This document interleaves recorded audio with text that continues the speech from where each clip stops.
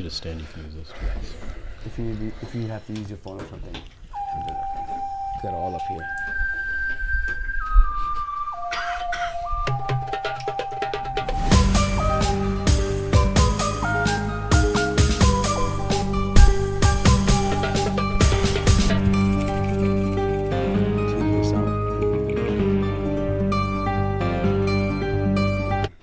Assalamu alaikum and welcome to Madam Lukes. My name is Sim. Along with me are my co-hosts, Sheikh Omar. Assalamu alaikum. And Mort. Assalamu alaikum. Thank you everyone for joining us for this very special episode. Please help us out on patreon.com/the Madam Lukes. Every little bit of yours that you contribute goes directly back into the show. We are eternally grateful to each and every one of your support. We couldn't have gone this far without your support. So please help us out. You can also go through Zelle or PayPal. The madmamlukes@gmail.com is our direct way. But we prefer Zelle because that has no transaction fees. Right? Damn taxes. We have a special guest for you guys all the way from UK, London, UK, to be precise. A man that needs very little introduction now. He's on a world tour, meeting everyone. It's just gone viral in every way possible. None other than our friend Sami Hamdi. Welcome to the show. Assalamu alaikum. Thank you very much for having me. Where does the Sal Hashimi start from? Is this something Japanese? Are you? No. It's It's right Hashimi, right? Al-Hashimi. So It sounds like Sami Al-Hashimi Al-Hamidi. So I did S Al-Hashimi. Algerians, you guys are tricky. You got to do the CH, like inshallah. Yeah. So the French is CH. So my father is Muhammad Al-Hashimi, from the Tunisian side. So I put Sami Al-Hashimi, and then only later did I realize that using CH throws a lot of people off. Yeah, I thought it was like shashishimi, the Japanese Sashimi. Subhanallah. Oh yeah. Wait, so we've all been saying it the wrong way. It's Sami Al-Hamidi. So Sami Al-Hashimi Al-Hamidi. Al-Hamidi is the tribe. Al-Hamishi is the link to my father. And we thought it was Hamdi the whole time. Yeah, Hamdi, because when a lot of, I think sometimes when the Arabs try to translate into Latin letters, yes. they often, and also if all Arabs translated it directly, every name would start with L. So they just stuck it with Hamdi, the same way the French colonizers used to write it. But, it is what it is. At the end of the day, Hamdi is still written correctly, alhamdulillah. Well, Sami, we had you on last night. We had a successful show at Muslim Association in Bolingbroke. That always throws me off. Yeah, they have a few masjids. I always want to say Masjid Ul Bolingbroke. Masjid Ul Bolingbroke. Huge turnout. If you guys are in the Chicagoland area, we hope that you can join us tonight at Masjid Al Huda in Schaumburg, and 7:30. Tomorrow at MEC Center in Morton Grove. Yes, sir. Correct? At 4:30 p.m. Yes. Chicago time. Yeah. Just in case you're traveling out of state. Sami, lots going on. Let's get right down to it. We don't have a whole lot of time. We got burgers coming up with one of their local tell people. They know where you live. Everyone's gonna pour in here, bro. We have to be gracious. One of our local restaurants Yeah. is coming through for us and providing burgers. MashaAllah. I was joking. Gotta get serious. Why don't you've had their burgers before, right? Can you tell them? I have not had their burgers. Oh, really? Yeah. These are just Smash Bros. I haven't had their burgers yet. Smash Bros out of Naperville, right? Yeah, I think so. Yeah, I've heard a lot. No. Have you had them, Shaz? You have? How good are they? Really good. All right. So I think I'm probably gonna grind this up, but I think it's actually supposed to be like a smash burger. That's what they're known for. I've had a few style of smash burgers, but inshallah, I'm just hoping that our guest likes it. Inshallah. They have it in the UK. They have. Do you eat burgers in the UK? What? Yeah, we have burgers, yeah. Okay. Always remember, America is an extension of the UK. Yeah. UK is the original and everything. Hey, 1877, baby. 1776. No. We should put a Confederate But flag up here. so I think it's funny because it's and when I talk about this, it's just you reminded me. As much as we have Muslim communities that are as one, but it's funny how different communities have planted themselves into different parts of the world, and they still very much feel part of that world, even though we have a common bond of Islam. But we always have this banter between Brits and Americans, or we kind of embody those Yeah. Yeah, like that banter, even though it's all rooted in the same colonialism, right? We still engage in it, Yeah. right? Like Democrats and Republicans, right? It's the same thing, right? And it's funny how it happens. But I think, to me, I was thinking, I'm like, but to some degree, there's some truth to it. Yeah. Like, that's part of the reason why Muslims are unfortunately divided in many ways, right? Because we hold on to these things that are arbitrary. Yeah. And I mean, although we're joking about it, but to some people, it's very, very real. It's very real, yeah. Like, hey, this flag means more than what we share as religion. More, check this out. When Egypt won the African World Cup, when I was in Egypt, the next day or 2 days later, I was taking a taxi to school, right? And the radios, all the radios have their announcements. I don't know if you heard this in the Middle East. They have, when they win something, everyone's talking about it. All the news, everyone forgets everything. It's like, "Nahnu awlad al-fara'ina." We're the children of the pharaohs. You know, they're boasting about the pharaoh. They're taking it back to what they're known for tourism and what the world knows them for, and they're boasting about the pharaohs, right? And them being a part of the pharaohs. And I was thinking, and they're all like in it. And I see like religious dudes, like they're not seeing it because the nationalism is so strong. They don't. It overpasses. It short circuits their ability to see something religious, right? And sports can do that, entertainment can do that, but to some people it's actually that serious. And a lot of governments are obviously, because they're the national entity, they have to keep ingraining and indoctrinating people on that level, right? So coming that, do you think that's one of the reasons maybe why, like in the Gulf specifically, there's a push for like this sporting events and like, you know, like in that circuit? Because I mean, if you look at the recent thing, like, you know, Turkey, Sheikh, he basically said, you know, did people stop soccer events for wars? Do they, meaning that these things take precedence over issues that you should feel like that affect you? I think most certainly so, and I think the clearest example of it was when the Saudi Crown Prince Mohammed bin Salman changed the historical date of the founding of the kingdom. For those who don't know, the Saudis used to always say what Al Saud always used to say.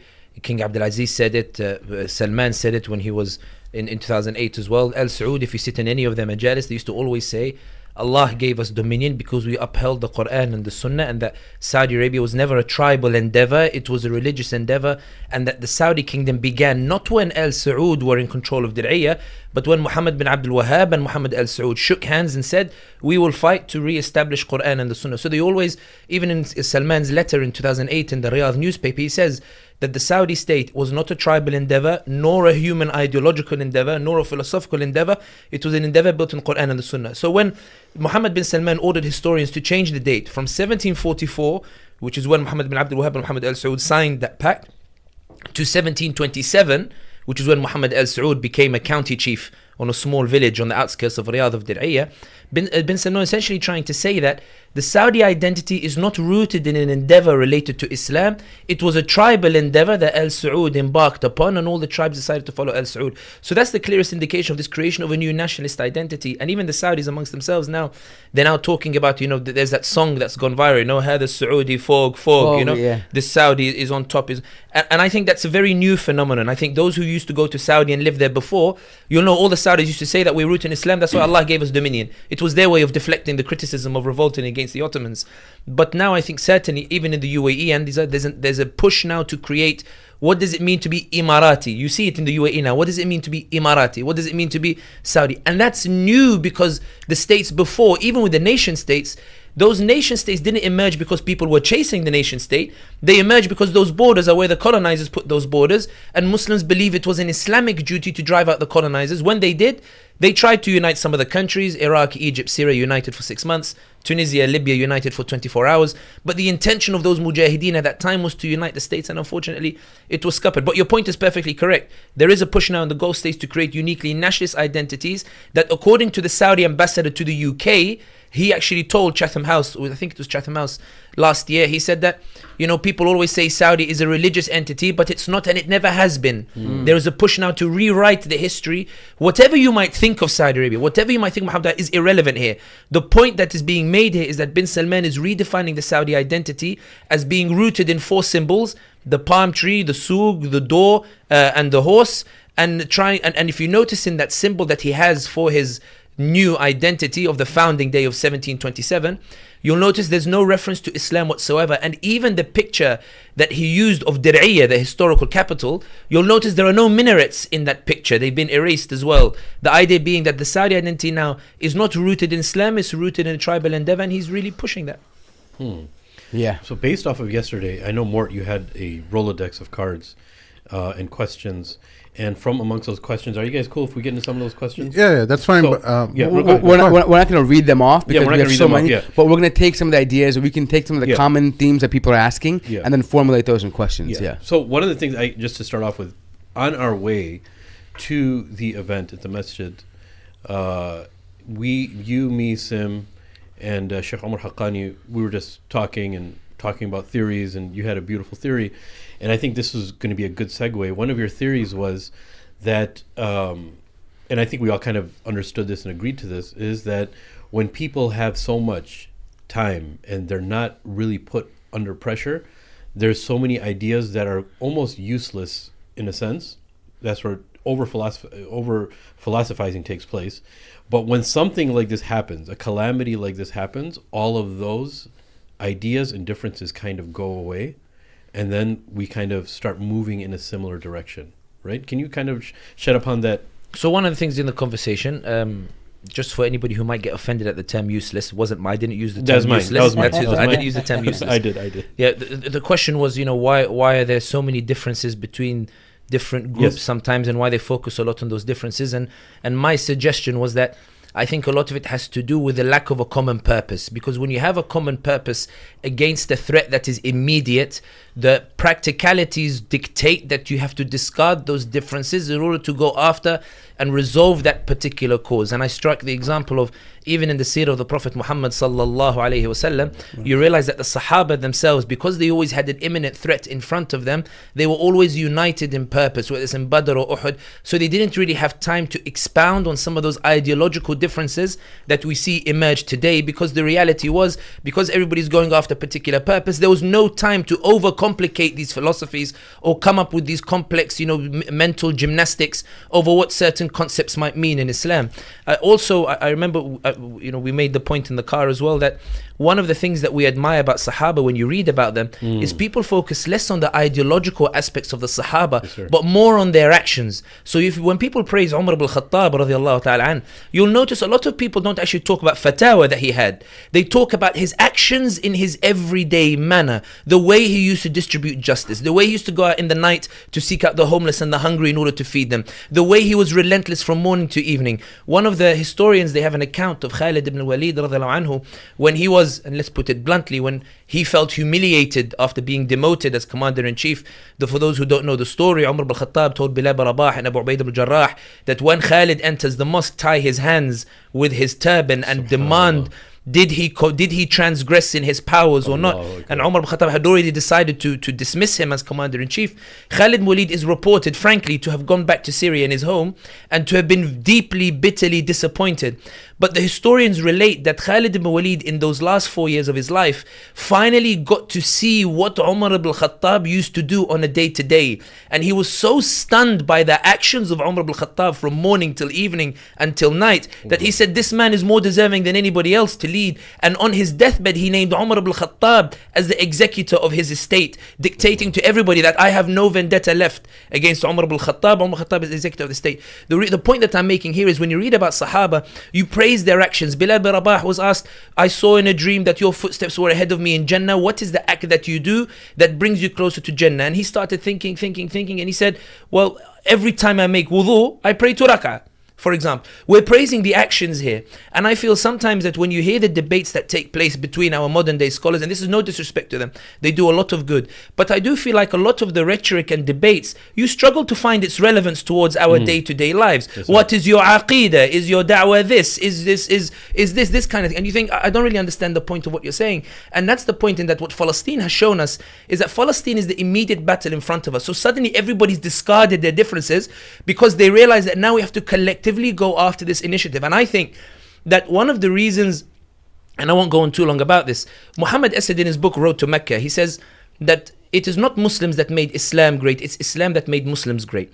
When Islam was the impetus for action, when Islam was the impetus for you to mobilize, Allah blessed this ummah and made it great. But when Islam became about habitual rituals, when it became simply about the asceticism, where you want to be closed up in the mosque instead of out there in action, and this is no disrespect to those who want to spend time in the mosque, the balance of both. He says that's when Allah removed the innovation that the ummah was creating in science and in political thought and in cultural thought. The point I'm saying here is, when today we have Palestine, which reminded us, but there are many challenges this ummah is facing in Bosnia, in Turkey, whether it's here politically, how do we defend our children from what's happening? When you focus on these affairs, I argue that a lot of the mental gymnastics and will start disappearing because you don't have time to sit and think about these things. All your action is geared towards protecting our children in the schools, trying to establish new territory for mosques, trying to give dawah outside, trying to get Congress people to listen to us and ensure they don't come and eat us alive like hyenas, trying to push back against support for genocide. All of these actions mean that from morning till dusk, you're not focused on what this sheikh said or what this sheikh said. You're focused on what does Islam tell me to help me to address these particular concerns. And to finish on this point, I think that when your life is geared towards resolving the very real problems that Muslims are going through, there is very little time to focus on a lot of these ideological issues that personally, and this is with the greatest of respect to some of our mashayikh, quite frankly have very little relevance to our modern day. As far as action is concerned, sorry, just one more thing, guys, if you don't mind. As far as action is concerned, yesterday you beautifully articulated there's many ways of doing something, there's not one way. And some people will consider some actions, even though it's action, to be inactivity. And some people may consider something that's very, very important, high priority, and that it's actually, you shouldn't be focusing on something of that type of initiative. So you mentioned, especially yesterday and today, to make sure that the Congress don't eat us alive, for instance, right? Now, the demographic of maybe like 45 and younger have a complete mistrust. Muslims and non-Muslims alike have a complete mistrust in the political process now, especially after Palestine. And that's one of the reasons for inactivity of voting, which they're referring to. And a lot of people don't even believe in voting anymore for the political candidates here, right? And some of that is very much understood, right? And is it safe to say that if somebody is not involved in the political process, i.e. voting, that they're standing around and doing nothing, right? Because multiple people say that. They say that you're going to stand around doing nothing, but there's other things that they can do, right? So is that what you're referring to, is that, like, how do we revamp that idea, if you want to revamp that idea? Because there's complete mistrust now. I think that one of the things that used to strike me and still strikes me when I read the seerah of Prophet Muhammad sallallahu alaihi wasallam, and I particularly like Martin Lings' version, because with all due respect to other authors, and this is not a criticism, I note this is not a criticism, I do think that some writers, when they write about the life of the Prophet sallallahu alaihi wasallam, they love him so much that a lot of the paragraphs are dedicated to praise, whereas Martin Lings is a very historical book. A led to B, led to C, which I think is quite refreshing, because what it shows you the human and political side of a lot of what the Prophet Muhammad ﷺ did, which is in itself the very lessons that we should be taking as well. We all love the Prophet Muhammad ﷺ. We all love him more than we love ourselves. At least I hope that we love him more than we love ourselves. But one of the reasons why I like Martin Lings' version is because he gathers all the sources in one place and he references them and he goes through. One of the things that I found quite fascinating is that the first 13 years of the life of the Prophet Muhammad sallallahu alaihi wasallam, Allah subhanahu wa ta'ala gives him no power over Quraysh. Remember, they're being persecuted, they're being beaten up, they're being boycotted, they're being blockaded. Remember, you see, everyone who's watched the film The Message, you've seen that scene where they're bleeding next to the Kaaba, and Hamza has to come in anhu, and say, why'd you beat up people just because they say they believe in Allah? And he makes that legendary quote where he says, when I'm out hunting in the desert, I know God is not kept in a house. But the point here being is that during those 13 years, Allah subhanahu wa ta'ala, despite Sahaba feeling the pressure, Bilal ibn Rabah having a massive rock put on his chest, Ammar ibn Yasir seeing his mother being killed before his eyes, seeing the Muslims being tortured, and still being told by the Prophet Muhammad sallallahu alayhi wasallam to keep going out and give da'wah. Allah subhanahu wa ta'ala knows that they're so concerned that there are even ayat in the Quran where Allah is warning the Prophet Muhammad sallallahu alayhi wasallam that maybe as a result of the pressure, you're thinking about hiding some of the message because you don't want that backlash. Allah is recognizing the depths of the pressure that they're in. Abu Talib is killed during the boycott. Khadija al-Anha is killed under the boycott. But Allah still refuses to give the Prophet ﷺ any of that power despite the overwhelming odds. And you think what the Prophet ﷺ is doing at that time. Every time there's a Hajj, he wants to go meet with the leaders, with the policymakers. He knocks on the door of the tent. Please hear my message. They ignore him. He goes to the next one. Please hear my message. He goes until Quraysh are laughing at him. Wa'iyadu billah. They laugh and say, oh Hajj, look at him. He's going around like a madman. Again, astaghfirullah. This is their words. It's recorded in the books. This is a historical account. 26 tribes in one season. Yeah. They're saying, look, he's going around again, just like telling people his mad message. And the Prophet ﷺ keeps doing it. The point here is saying, when people are saying, oh, there's no point, why they're doing it when it's useless. The reason that terrifies me is that's the very words that Quraysh used to say about the Prophet ﷺ when he was trying to adopt every method at his disposal. And Allah never allowed an outcome that was favorable to him until Aws and Khazraj came along. So you imagine 13 years he keeps going. You'd think after 4 or 5 years somebody would tell him, Ya Rasulullah, enough's enough, your tactics aren't working. But he wasn't allowed to stop because Allah subhanahu wa ta'ala told him to keep going, to keep calling people or the like. And that's why I think a lot of that attitude is rooted in a desire to see an outcome which reflects a subconscious, not conscious, a subconscious belief that unless I see an outcome, then it's not worth embarking on that particular effort. The second point that's worth noting is that, and I'll show how all this links back to what you're saying, is that even after those 13 years, what used to stun me as during my university years reading the seerah in particular, I'm not talking about studying in a madrasa or the like, I'm talking about when you read it and you're trying to learn about the Prophet Muhammad sallallahu alaihi wasallam, is even after those 13 years, Allah still doesn't give him victory. The Sahaba have to go to Habasha for protection, and then he's kicked out of Mecca, and he has to run, and he has to hide in a cave, and a spider has to be sent to do the web. In other words, he has to run under the cover to go to Medina to establish himself. So even after those 13 years, he doesn't achieve the outcome by our standards, by our modern standards in terms of convincing Quraysh. He has to leave and go somewhere else, which is a victory when you in the bigger picture. But in reality, I think those who say there's no point, if they were there at the time, I argue, and I'm not trying to disrespect them, they would say Muhammad sallallahu alaihi wasallam spent 13 years and he achieved nothing. When he goes to Medina, Quraysh send 1,000 troops to go and defeat the Muslims. 300 go out to match them. The Munafiqun say, الَّذِينَ قَالَ لَهُمُ النَّاسِ إِنَّ النَّاسَ قَدْ جَمَعُوا لَكُمْ فَاخْشَوْهُمْ. Oh, look how they've gathered against you to wipe you out. You should be fearing them. And if you note, فَزَادُمْ إِيمَانًا وَقَالُوا حَسْبُنَ اللَّهُ وَنِعْمَ الْوَكِيلُ. When Allah says فَزَادَهُمْ إِيمَانًا, that their iman increased, it suggests that their iman was less than it was before that statement. So their iman was increased to enable them to face off against the 1,000. They needed Allah's help. Allah sent the angels to help them in Badr because on their own they were not able to defeat that 1,000. So after the Battle of Badr comes the defeat of Uhud, then comes Khandaq, then comes Treaty of Hudaybiyah. Ikhwani, 20 years and the Prophet Muhammad ﷺ has not achieved an outcome that by modern standards we would say is, even when he dies sallallahu alayhi wasallam, let's be honest, he conquered Mecca, Medina and some of the surrounding areas, parts of Yemen and some of the Arabian Peninsula. Areas that the superpowers felt were not worth conquering. And that's why I always argue that the magnificence of the Prophet Muhammad sallallahu alayhi wasallam is less in what he achieved materially and more in the spirit that he left behind that enabled Islam to spread. And the reason it links back to your point is that yes, maybe that our efforts to engage with the political system won't bear fruit. But that's not the point of why you're engaging or why you're making the effort. You're making the effort on the basis Allah knows the outcome and you don't. And therefore you are وَعِدُّ لَهُمْ مَسْتَطَعْتُم مِّن قُوَّةٍ. You are using the powers that are at your disposal in order to protect the ummah and advance its interest. So when we sit on a table and we're planning the strategies how to advance our interest, we want land in order to build a mosque. We need to engage with our local council, with our local municipality. We want to ensure that the American foreign policy is tempered in its hardness towards the Muslims. So we go and lobby the Congress people, we go on the media, we go on CNN, we go on these other television channels to try to promote a narrative that forces a change.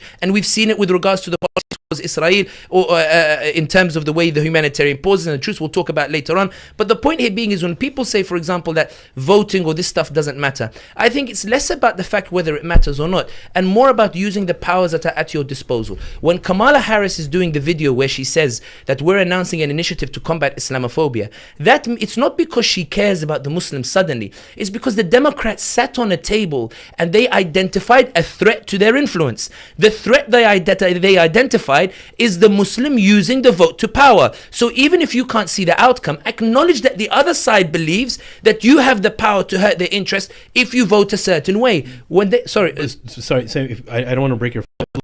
There's two polar opposites that are forming now. One are about the political process, and others because of, and we talked about this before, ISIS was talking about caliphate. Muslims had to represent what Islam actually talks about the caliphate to take that back from ISIS, right?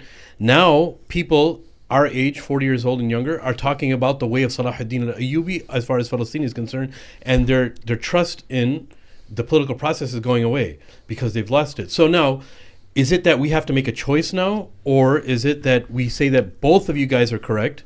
Do we play diplomatic here? And I hate to cut off what you were saying. Or is it that we choose one thing and we go with it? Because this is a very, very pivotal moment. No, what I'm getting from this is that it's not, we can walk and chew gum at the same time. It's not one or the other, right? It's whatever you can do to further the progress of the Muslims, do it. If it means that, work on the ground by convincing Muslim militaries to take action, or if it means at the ballot, if it means protesting, do something. That movement, it's going to generate something. I think what the point is, what he's saying at the end of the day, you don't know what effect every little thing has. No, and I want people to understand about him. Because people think that he's only saying, because when he said yesterday, a lot of people messaged me, and we didn't have enough time, they were saying that the main point of him coming to Chicago is telling people to vote for Biden. That's it. No, I know. No, just let me clarify. Not vote for Biden. Not vote for Biden. Yeah, make him feel the pressure. But here's the point I want to make here. When you again going back to the seerah, Musab ibn Umair, his greatest feat was going to Medina and convincing Sa'd and Mu'adh to enter Islam.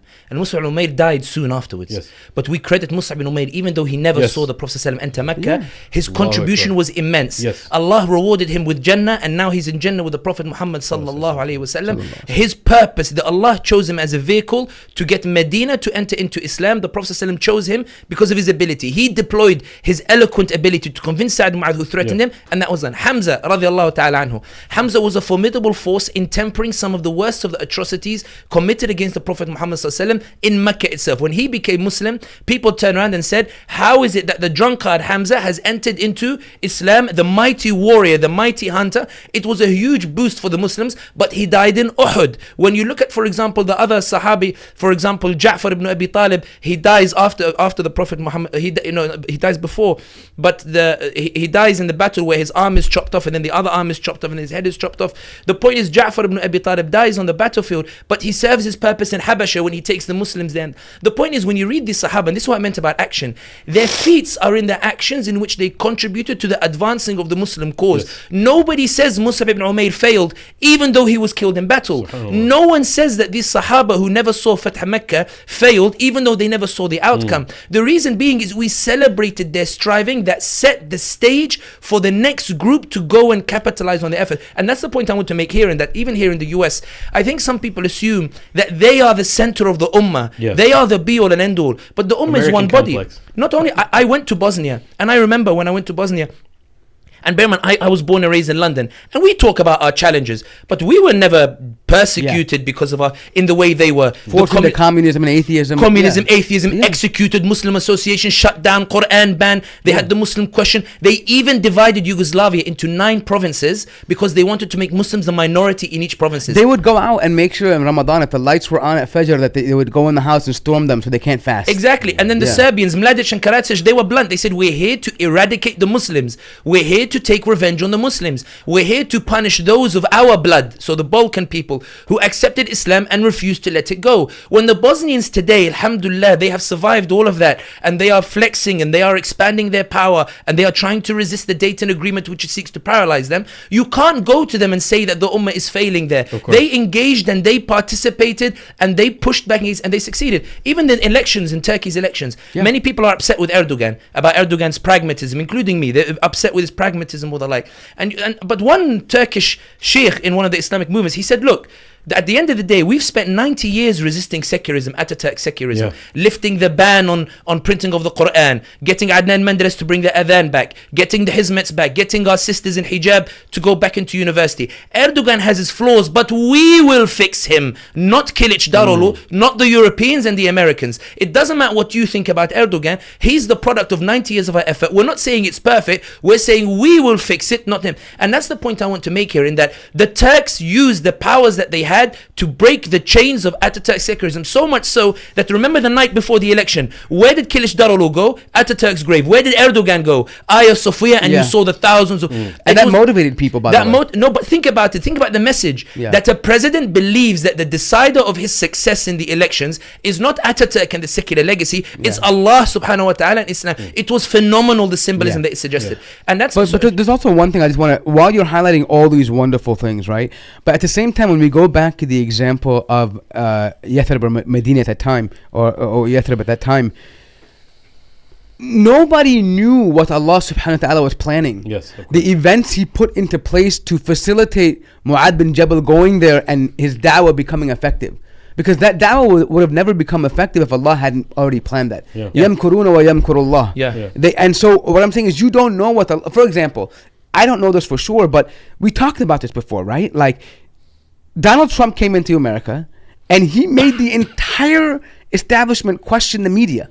Fake news, fake news, fake news, fake news. To the point now that they embraced it to get him elected, but now that same thing is the very thing which is backfiring, meaning that when they bring a narrative about Israel, they want to question it. But that's the point I want to make here, and this is the final point I want to make here, in that look at the efforts of the other parts of the ummah. I argue the other parts of the ummah are really struggling, and they are mobilizing powers that they have. They're not achieving the outcomes that you want, but they're breaking the chains of secularism in Turkey. That's a very Bosnia, they're breaking. And that's why I think that it's very arrogant to assume that the ummah's future looks bleak, when I have seen, even in Uzbekistan, 2016, a new president comes to power, lifts the ban on children going to mosques, lifts the ban on the headscarf, starts re-Islamizing, or allowing, I won't say he's actively doing, allowing the re-Islamization of Uzbek society. Erdogan jumps on it, pumps money into Central Asia to build masajid and fund the schools. This was the same government that in the 90s massacred Muslims for getting together.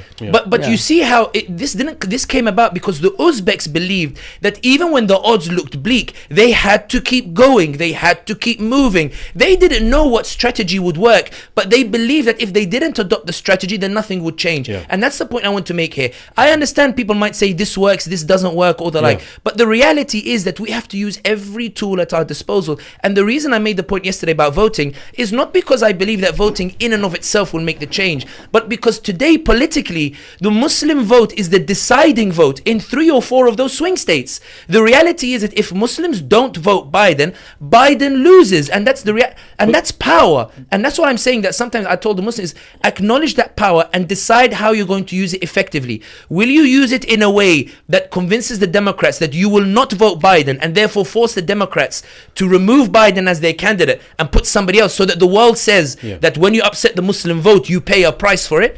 Will you decide not to vote? You allow Trump back into power, which is a disaster in my opinion. But as in the words of Hind Mekki, she put a lovely tweet. She said, we survived 4 years of Trump. 15,000 Palestinians did not survive 4 years of Biden. In other words, we know the evil that's coming. So is it safe to say that even though we may not agree, or endorse or believe that the system they have in place right now is what is beneficial for the Muslims, however, because they believe that it is a weapon or a control mechanism, they're concerned about PR. Because they believe it. So if they believe that you have power, flex that power. Exactly. And it's not just that. You're arguing that the system provides you no benefits whatsoever. Okay, then explain to me why the Democrats are chasing the Muslim vote. Explain to me why Kamala Harris is launching an anti-Islamophobia initiative to keep you happy. She's not doing because she cares about it. She's doing because she's concerned that you won't vote for them because you have a power. But does it come back to PR though? It's because politicians are very concerned about PR and the public opinion. And to your point, and I think you articulated this very, very strongly yesterday, is that since politicians are very, very concerned about their PR and their public opinion, you hold that power because they're coming to you and almost begging you.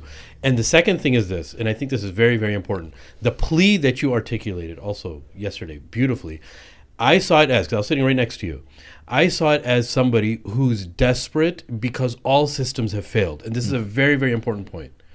All systems have failed. And when all systems fail, there's a desperate man's cry for help. Because the people who are responsible, who were actually expected to take care of this issue, aren't taking care of this issue. So you have a brother, and there's multiple people, but you especially in this situation have traveled to the other side of the pond, the other side of the ocean, and are begging people to do something. And since we have some type of seemingly power somewhere politically, there's a type of plea that's occurring. To use it. To use it. And that's what I'm telling the people. Look, don't think of just one way of doing something. Think of the brother's actions here. He's here. Look, it's not actually our responsibility to mobilize armies. But since those people who are responsible for mobilizing armies aren't doing it, we're desperately looking for everything for people to do. But here's the thing. This is why I mentioned earlier, when I made the point, Allah did not give the Prophet ﷺ power over Quraysh in those first 13 years. He didn't give the Prophet ﷺ an army. The same way Allah hasn't given us an army to mobilize in this regard. But Allah didn't tell the Prophet ﷺ, wait for me to give you one, then act. He said, no, you keep acting regardless of the situation. Use the powers that I gave you. And that's why I think it's quite fascinating when the Prophet ﷺ says, مَنْ رَأَى مِنْكُمْ مُنْكَرًا فَلْيُغَيِّرْهُ بِيَدِهِ وَإِنْ لَمْ يَسْتَطِعْ. If he cannot, if Allah hasn't given you the ability to change it with your hand, then denounce it. Within Allah, your authority, exactly. He says, do it within your powers. And this is the issue that I have here when Muslims say that the system doesn't work. Explain to me how you arrived at that conclusion when Blinken goes to Tel Aviv and decides to go to the regional powers because he believes that public opinion is shifting in the US in a manner that's going to threaten his political future. What's the threat and power that Blinken has identified that you're telling me doesn't exist? What is the threat and power that Kamala Harris and the Democrats have identified that they have to send an email saying that we're not going to vote for the Muslim ban, beware of Trump? Why are they taking an interest in the Muslims? What's the power and threat that they identified that you're telling me doesn't exist? So can I push back on that for just for argument's sake, what people would say? So one could argue that it's actually not the Muslims that for why that's happening. The white man is upset. He's upset that, he's waking up to see what's happening in Palestine and whatever it is, or the non-Muslim population, to be correct here, they're seeing what's happening and they're not liking it. And that pressure, because what they could say is that the Democrats, like them or hate them, have traditionally been very liberal and they're very inclusive. Now, obviously for their own reasons, they want to gather votes, right? But they've been the party of inclusion and diversity and all these statements, right? So these diverse crowds have... They need something to champion. They need something to get behind, a social justice cause. And now they've taken up Palestine. So because of them, someone could argue not the Muslims per se, but because of them waking up, now the Democratic Party has to now be forced into action because they might lose their base. Let's suppose that I go with that. Even if I think that that's an over simplification. Yeah. Let's suppose, but let's for conversation, I go with it. What made this white man change his mind? What made him see those videos? What made him suddenly see those videos and say this doesn't align with my consciousness? It's the videos that they saw on TikTok, on social media and the like, right? What forced the algorithm to put those videos on his feed in the first place? What forced the algorithm to put that information out there and break the monopoly of mainstream narrative that kept telling this white man that the Israelis are right and the Palestinians are wrong? What forced the flow of information and broke the chokehold on information that resulted in them even having access to the information in the first place? It's 1.9 billion Muslims of this ummah that was so desperate to do something for Palestine that they said, I have no power, but I'm going to retweet and share and play with those algorithms. So even in that argument, it's the Muslims who brought about that change. And that's what I came here, for example, like to plead even with the Muslim community here. It's that, look, part of my work, I sit with these diplomats and I sit with these corporate companies. And even you read it in the news, CNN said that Biden told Netanyahu that the bombardment of these videos on social media of the atrocities is forcing a shift in public opinion that is threatening my election chances. You don't have months for this military operation. You probably don't even have weeks. Why is it, ya ummati? Why is it, my brother and sister? Why is it, you Muslim? Why is it that they believe that there is a power that you can manifest that warrants them to go on a plane and travel thousands of of miles to get you to be quiet? What is the power that they see in you that you don't see in yourself? What is the threat that you pose within the system that you say makes no difference for you? What is the threat that you pose that they've identified that you have yet to see? And that's why sometimes Algerians have a phrase, and I know that it's quite petty. They have a phrase called skara. Skara is when you want to lash out at somebody, but you don't have the power to do so, but you see something that hurts them, so you keep doing it. You know it frustrates them, so you just decide I'll do it skara fik. I have no interest in it, but it hurts you, so I'm going to keep doing it. If you don't want to see the threat, do it skara fihum. If it's hurting them and it's making them having and you know they're concerned about it, you might not appreciate how it's hurting them. You might not appreciate why it's a threat, but you can see a bunny kid that they feel it's a threat. And that's why I go back to that point now to flip and reverse what you said. You said that, or you suggested, not you're bringing the devil's advocate opinion. But if it's true that it's the white man who believes that it affects his conscience, number one, a lot of white people have been very firm allies, alhamdulillah, for Palestine. It was the Jews who did the sitting in Congress. Imagine the reaction if it had been Muslims. And the second point as well is, don't forget the Irish, by the way, and the Irish, and the Jews, and even some of those liberals or the like, whatever you might think of them. The reality is, I always argue that the reason they resonate with these causes is because Allah put a fitrah in everyone. Allah put a fitrah that resonates with justice and haqq in everybody. And I always tell Muslims sometimes when they hate the other side, I always pose the question, what is dearer to you? That person you hate becomes Muslim and enters Jannah, or dies and goes to Jahannam? Which is dearer to you as a Muslim? You have this barakah from Allah subhanahu wa ta'ala that He gave you the deen. We should love it so much that we want other people to have it. I read a report that the Prophet Muhammad sallallahu alaihi wasallam used to cry when a kafir died, because he would say, I didn't have the power to convince that kafir. You know the hadith about when the Jewish funeral procession is walking past, and he stands up because he says, I want to respect the humanity in it.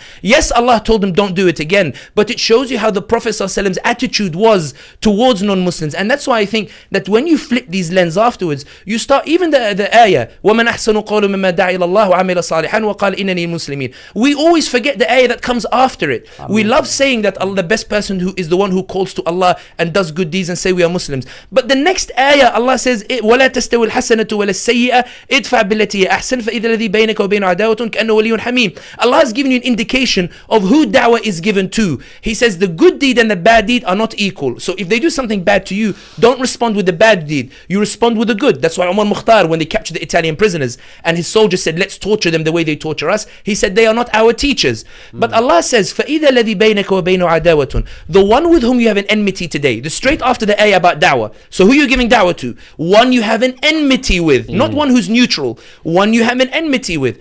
Then if you conduct yourself in that which is best, tomorrow they might become your warmest ally. And Allah tells you, وَمَا يُلَقَّاهَا إِلَّا الَّذِينَ صَبَرُوا. No one achieves this except the ones who are patient. The ones who, despite the odds, they say it doesn't work, they say, no, I'm going to keep going because it's a power that I have that I could utilize. And that's why I go back to your question. People don't like the idea of voting, and I know over the years people say democracy is this, democracy that, or the like.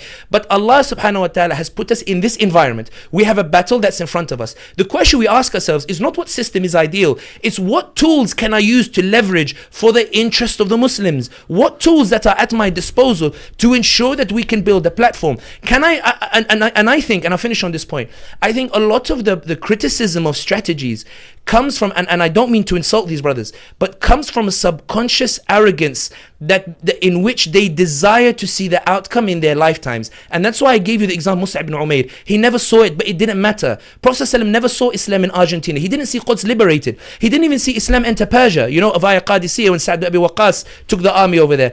But he didn't need to, because Allah is the one in control of the outcome. We're vehicles, and we ask for the honor to be those vehicles. So when we talk about issues, and this go back to the point I was making about Muslims being united by the causes, by the battle that's in front of us. Right now you're talking to me about system. I want the suffering for the Palestinians to stop. I want to punish genocide, Joe. After that battle is done, then we'll talk about the battle that comes afterwards. Right now we're engaged, we're in the trenches trying to push back against the narrative that is justifying genocide and ethnic cleansing. Emergency situation. And focus on that. I just thought about, so Allah gave the Prophet sallallahu alaihi wasallam vision, right? Remember when he's breaking the rock at Khandaq, and he's been given the keys to Persia, and he's given Sham, all these things, right? He has this. But what comes in?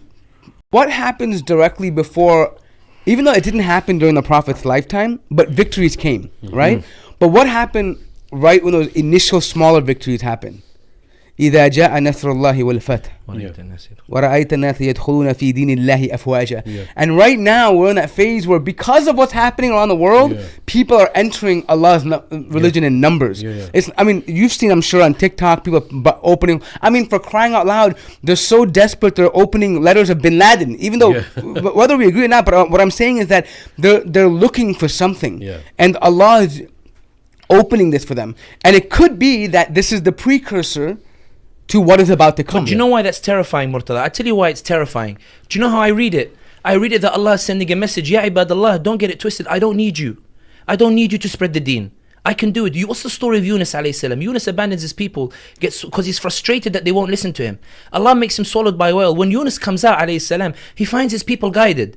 Allah is saying, Ya ibadallah, I don't need you to spread the deen. I'm giving you the honor to decide whether you want to be a vehicle through which I spread the deen. The terrifying thing is, we keep talking about the ummah looking bleak, but Islam is the fastest growing religion. I went to France and I met a journalist. I don't know why he thought I was liberal on the table, but anyway, he said, you know, in France we have a crisis. What's the crisis? The new French generation, their heroes are the Muslim Karim Benzema, the Muslim Zinedine Zidane, the Muslim N'Golo Kante, the Muslim Paul Pogba. They're seeing these people and they will forget what it means to be French. Macron is cracking down and we're saying Muslims are in crisis. But the reason that the repression is so hard is because they believe that Islam is growing. I look at Paul Williams, for example, of Blogging Theology. Have you seen the way how he wholeheartedly talks about the deen and spreads it and sets up a whole podcast? And now, mashallah, he's one of the 500 most influential By the way, Muslims. this is someone who has personal struggles in his life as to why he was put away from Islam. But he recognized the truth to the degree that he suppresses those problems. Do you know why I love reverts so much? Yeah. It's because, listen, I grew up in a family where we're Muslims. The environment was conducive for us to be Muslim.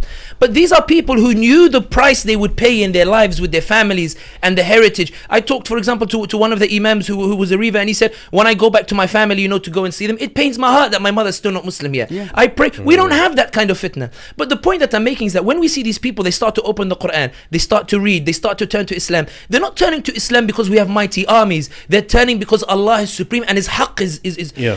and that's why I say sometimes, and this is why I go back to the subconscious arrogance. You want to be the one who delivers the outcome. I've learned a very deep lesson, in my opinion, a lesson that really humbles you, and it's like a slap in the face, where when you read Surah Hud, you realize Allah has sent you but a warner and a messenger. Allah has sent you but to be a vehicle. He'll decide the outcome. The point for you is whether you choose to use your powers in a way that makes you a vehicle. If all that power is, in my opinion, and that's why sometimes people like Sami, alhamdulillah, you're doing this, you're doing that. I'm just a loudmouth who talks in front of the camera. All glory belongs to Allah subhanahu wa ta'ala. People resonate only with a message that they feel aligns with the haqq. If tomorrow I said something left field, they will no longer listen to me. I'm aware that it's only because I am trying, I'm not saying I am, I'm trying to be a vehicle to or let Allah honor me, that alhamdulillah, Allah has elevated, amplified the efforts. And look, I give you an easy example, because some people think this is big, abstract and grand scheme. Let's be brutally honest. 6-7 weeks ago, we weren't planning this. We weren't communicating about this. We weren't even really in that regular contact at all either.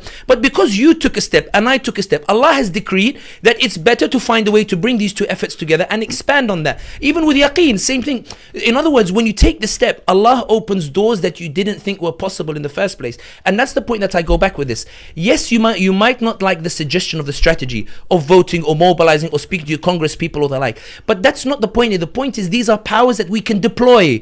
These are powers that we can shout at. These are Congress people that we can email and put pressure on. And now they're starting to call for ceasefires. The only fear that I have, Sami, with that is that I don't want, I completely understand every single thing that you've said thus far, and I agree with it. My fear is that Muslims will seek or think that these places are areas where true justice can be found. And we know as Muslims that the only true justice is the justice that Islam brings, that Allah subhanahu wa ta'ala gave us through the Sharia and through how He organized society. And my fear is that because they scale back or bring a ceasefire, that they think that some of these institutions, these corrupt institutions who have given blank check to the Israelis to completely level a modern city to the rubble, wholesale destruction, that these entities had some form of justice in mind. And I want to make sure that we refine our messages, that Muslims around the world understand that even though we're imploring these areas or institutions of power, we know that they're not sources of justice, you know?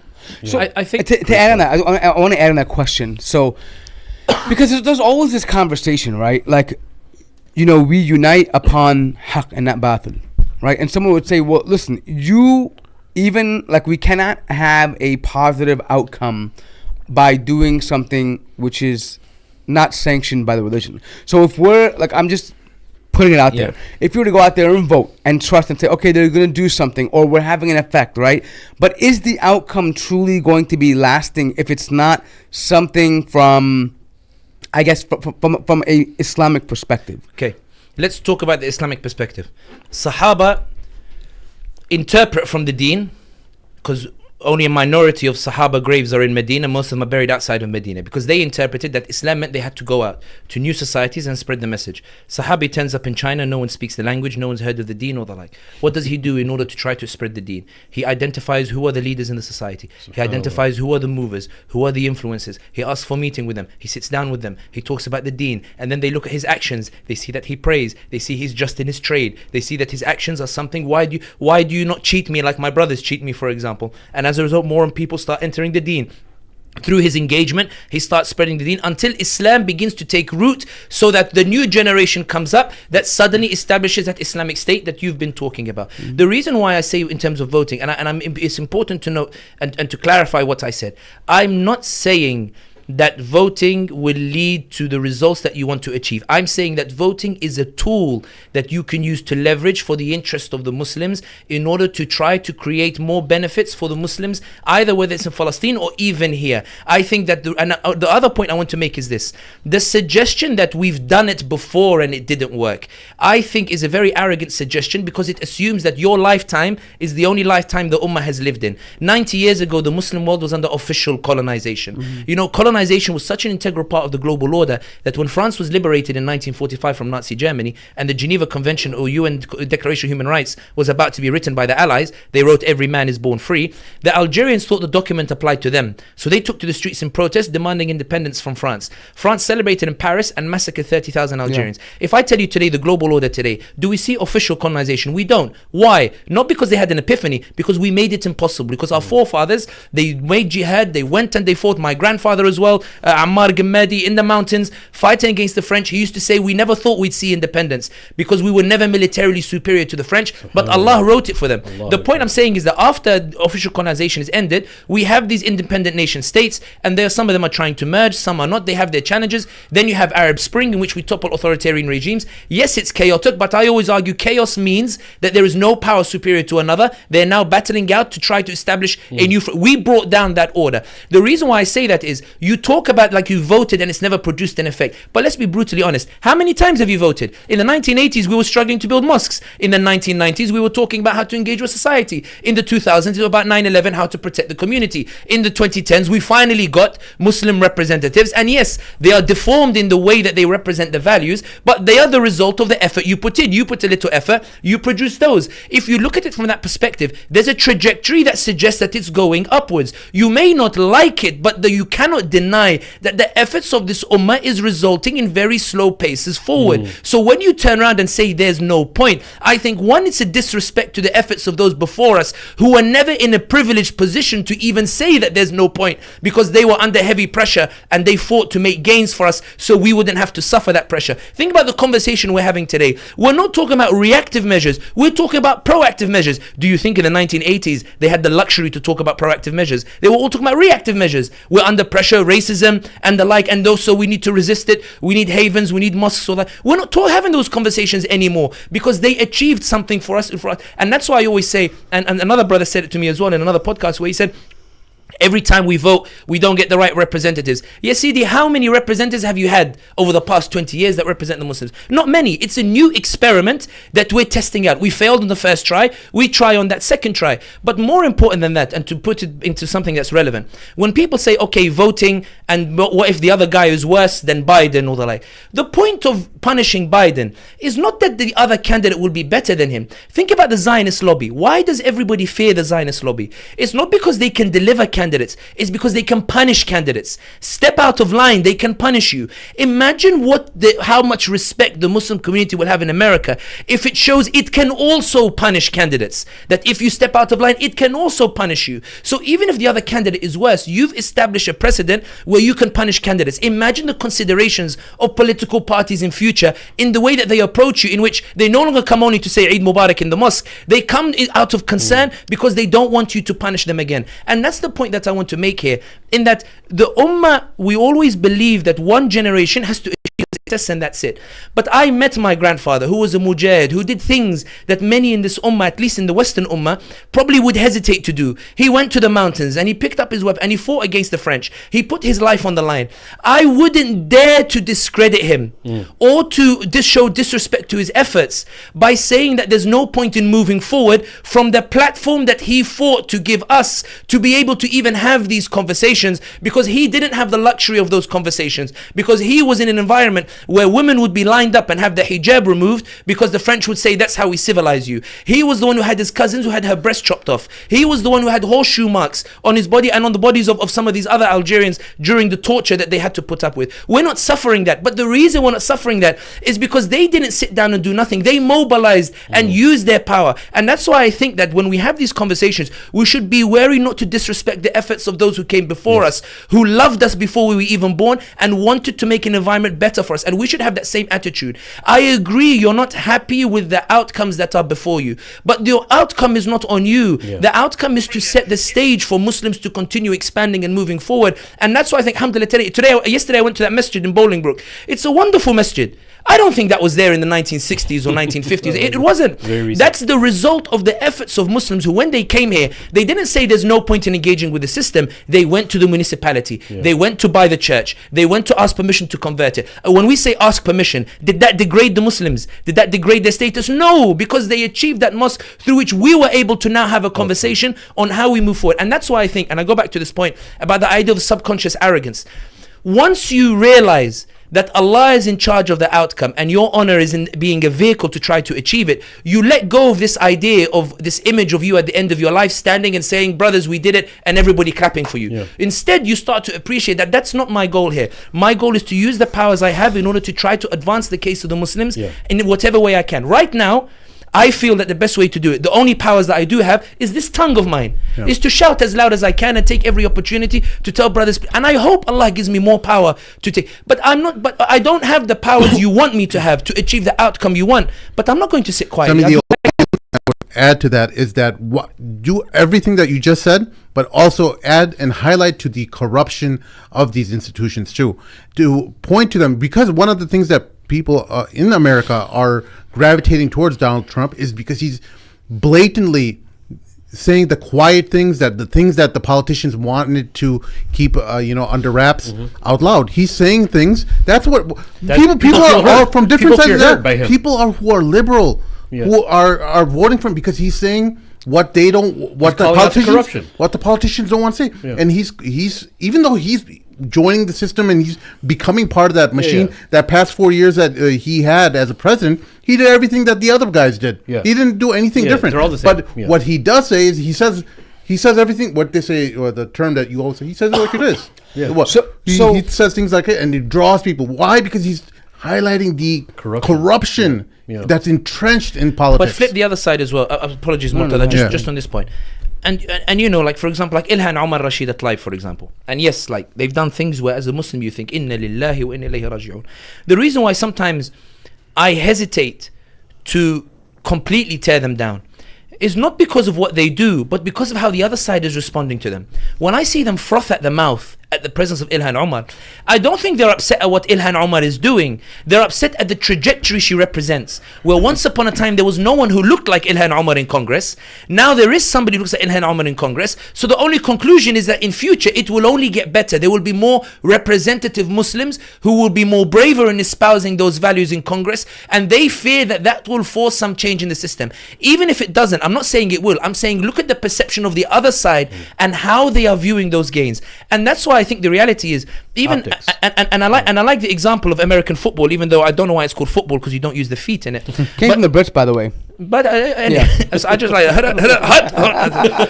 but the point is, one thing that I like about the concept of American football is, you know, when they win 10 yards, they high five each other. Yeah. When they win 5 yards, they haven't got to the finish line yet, but they give value to those 5 and 10 yards. Because it's a game of inches and yards. And that's what I think, even dawah is a game of inches and yards. That's why Allah said, وَمَا يُلَقَّاهَا إِلَّا الَّذِينَ صَبَرُوا وَمَا يُلَقَّاها. The ones who find the enemy turning to an ally are those who are patient. وَالَّذِينَ ذُو حَظٍّ عَظِيمٍ. Those who have a blessing from Allah subhanahu wa ta'ala, where He opens. And I think, and I finish on this point, one of the things that I find quite fascinating about the seerah, about the Prophet Muhammad is notice who carried Islam to Egypt. Amr ibn al-As, who tried to get the Muslim refugees returned to Quraysh so he could persecute them. Khalid ibn Walid, who defeated the Muslims at Uhud, became the sword of Allah. You know, when the Prophet died and Quraysh were shaken and they thought they might leave the deen, it was Suhail ibn Amr who had mocked the Prophet Muhammad in the Treaty of Hudaybiyah, when Ali ibn Abi Talib wrote Muhammad Rasulullah, and Suhail ibn Amr mocks him and goes, yeah, Muhammad, if we thought you were Rasulullah, we would not have fought you or resisted you. Get rid of this statement over here. It was Suhail ibn Amr who stood in the Kaaba, or next to the Kaaba, when the Quraysh were thinking about leaving, and he said, Ya Quraysh, we were the last to enter the deen. Will we make the people laugh at us by being the first to leave it? The point here being is that the Prophet ﷺ, we always praise Islam in the way it won over the enemies to be the vehicles to promote Islam itself. But why do you fail to appreciate that that's an outcome worth pursuing here in America, or pursuing in Europe or in the UK? Why are you unable to envisage a situation where one who hates Islam today, tomorrow becomes its loudest advocate? And that goes back to the mentality I was saying earlier. What is dearer to you, to see the enemy humiliated, or to see the enemy enter the submission of Allah subhanahu wa ta'ala? So just to kind of, I'm trying to bring all avenues here, right? I think like what you're saying as a principle is absolutely correct. Like, we want to change the hearts and mind. We want to be able to change the situation. But there are ayat in the Quran, right? Man yahkam bima anzal Allah, right? Like, I mean, the ayat where you talk about like people who are ruling by what other than Allah has revealed, right?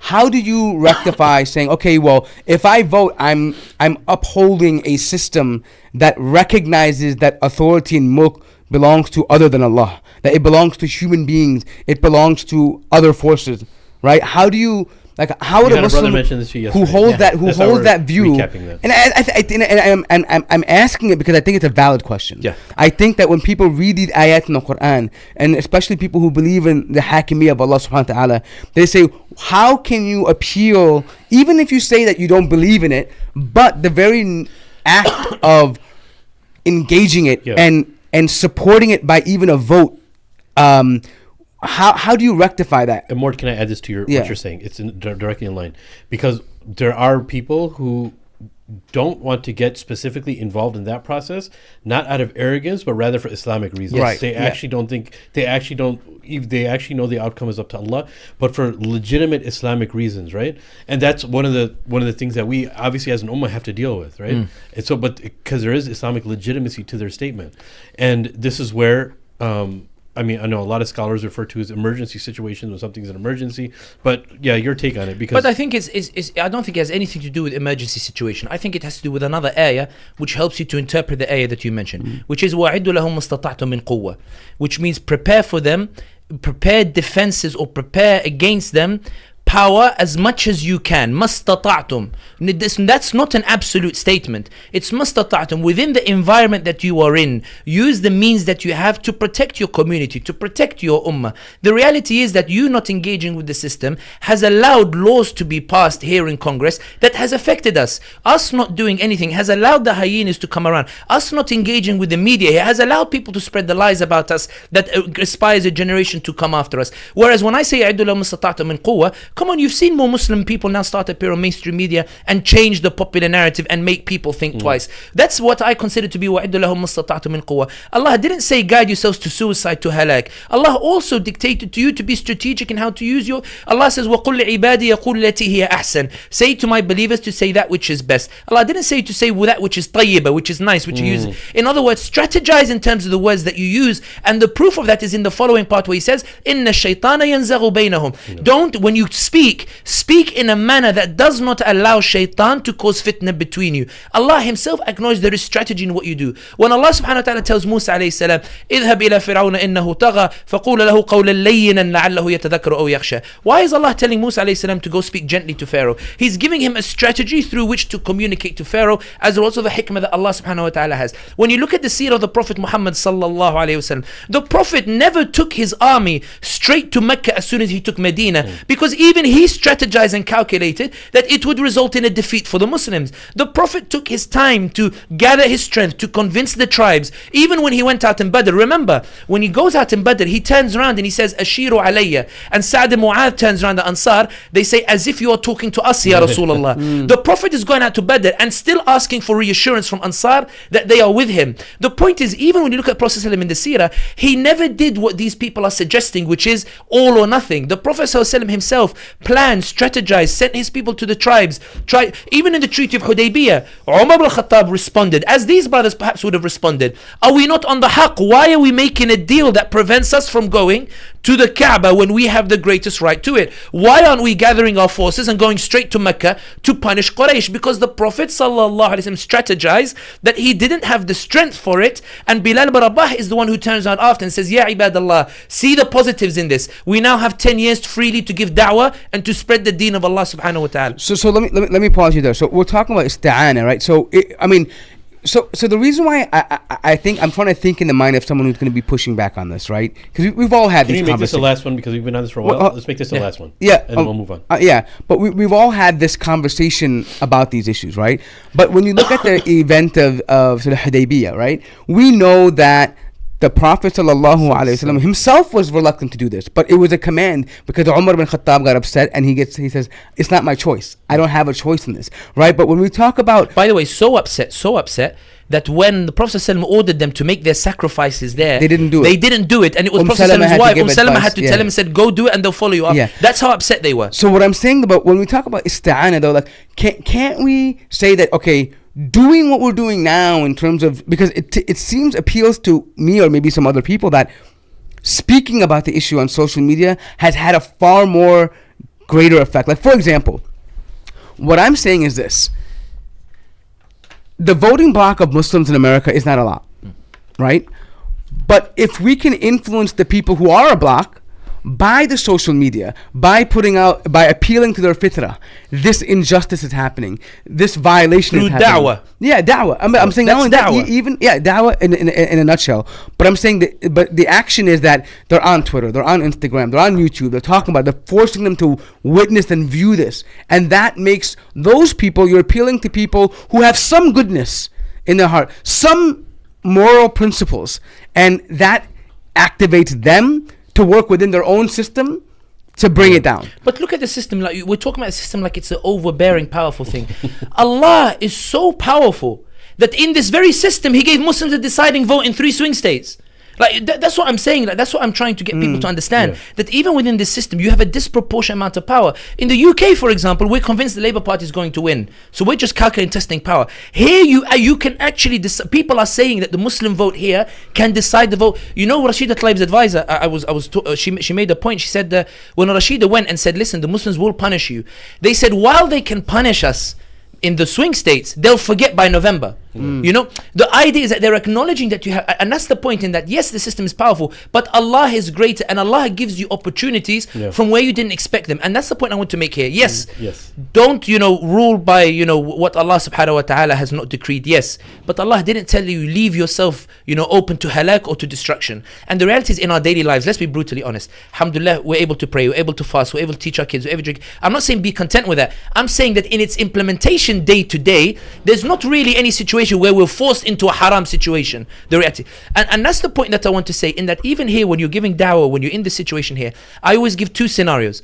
Is it better to leave this country and let it be said Islam no longer exists in America, or to stay here despite the odds and continue to engage, continue to be here so that Islam starts spreading. Once upon a time, there weren't this number of Muslims in Chicago or in LA or in North Carolina. Now more Muslims are growing. And what I can't understand about Muslim thought sometimes is that why is it that there are so many books now emerging amongst Western writers about the phenomenon of growing Islam and the considerations and the threat, in the words of some of them, that will pose to the identity and future of the system. Why do they perceive Islam to be such a powerful force that it can eventually change the system, while my brothers are telling me it will never be able to have an impact on the system or be able to change that system? And that's why I think that sometimes, I think a lot of it, and this is where, for me, why I can't entertain that theory. Allah subhanahu wa ta'ala in Surah Al-Imran says, رَبَّنَا لَا تُزِغْ قُلُوبَنَا بَعْدَ إِذْ هَدَيْتَنَا وَهَبْ لَنَا مِن لَدُنْكَ رَحْمَةً. Allah, please do not take our hearts out of Islam after you have guided us. The people who say this statement are ulul albab,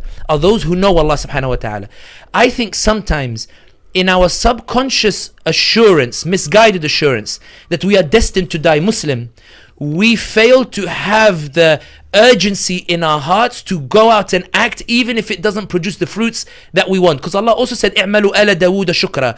People of Dawood, show your thanks to me through action. I'malu ala Dawood shukra. And I think that regardless of the outcome, if your attitude is that Allah blessed you with the deen and that it's not a right, it's a mercy and a privilege that can be removed at any time, the only conclusion you get is not that there are strategies that are useless, it's that I will do every single strategy because I'm so terrified of showing ingratitude to Allah that He blessed me with this deen. Listen, do you think it might have a chance? Khalas, let's try this strategy. Do you think this happens? I'll try. The attitude completely flips on its head. Fundamentally, I think what happened, at least in the psyche of Muslims in the West, is that they felt betrayed by individuals like Sadeq or Ilhan Omar when they pushed that LGBT propaganda, the indoctrination plans they had on Muslims, on their children. And they saw the rottenness of the institution, where they had to, even if Sadeq and Ilhan Omar privately, in their own personal life, they detest that they had to make these kind of concessions and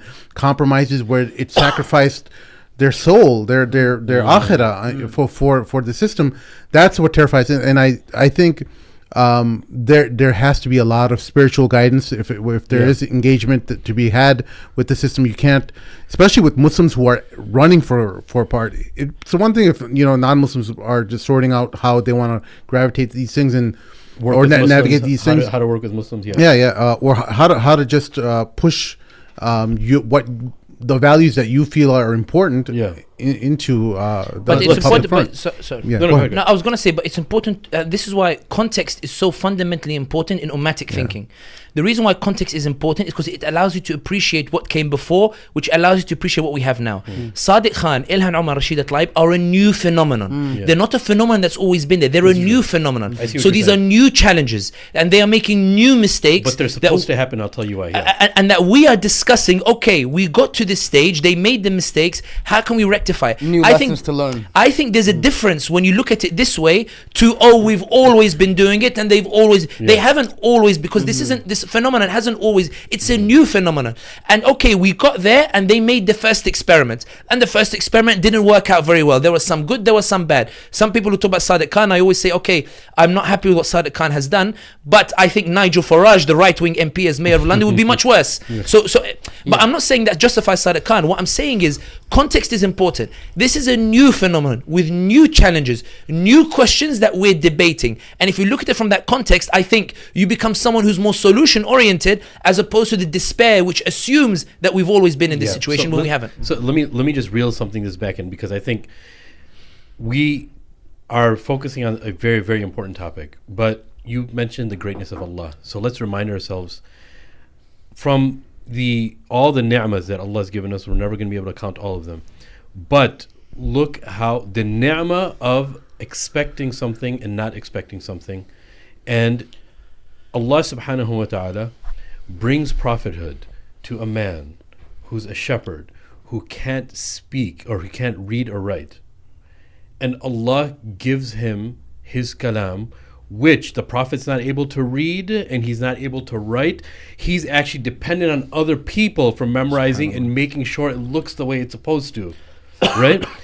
This is how Allah brings change from the least expected of places. Now compare that to Gaza. Gaza, the weakest place on earth probably, which people assumed, the place where it's always going to be in this little open air prison.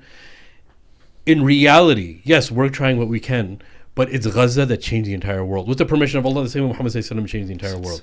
No one will be able to do anything about it. Yeah. And no one's going to be able to do anything about it. We can help, of course. And a lot of the awareness that we're raising is because Allah allowed us to happen. But the impetus, the origin, obviously is Allah, and He used the vehicle of Gaza. The same way He chose somebody from a tribe that, like you mentioned, nations were just passing up this peninsula because it would be a liability to take over these people. Why would we want to take these unlettered people that are just shepherds? Allah brings prophethood from the least expected of places on the entire earth.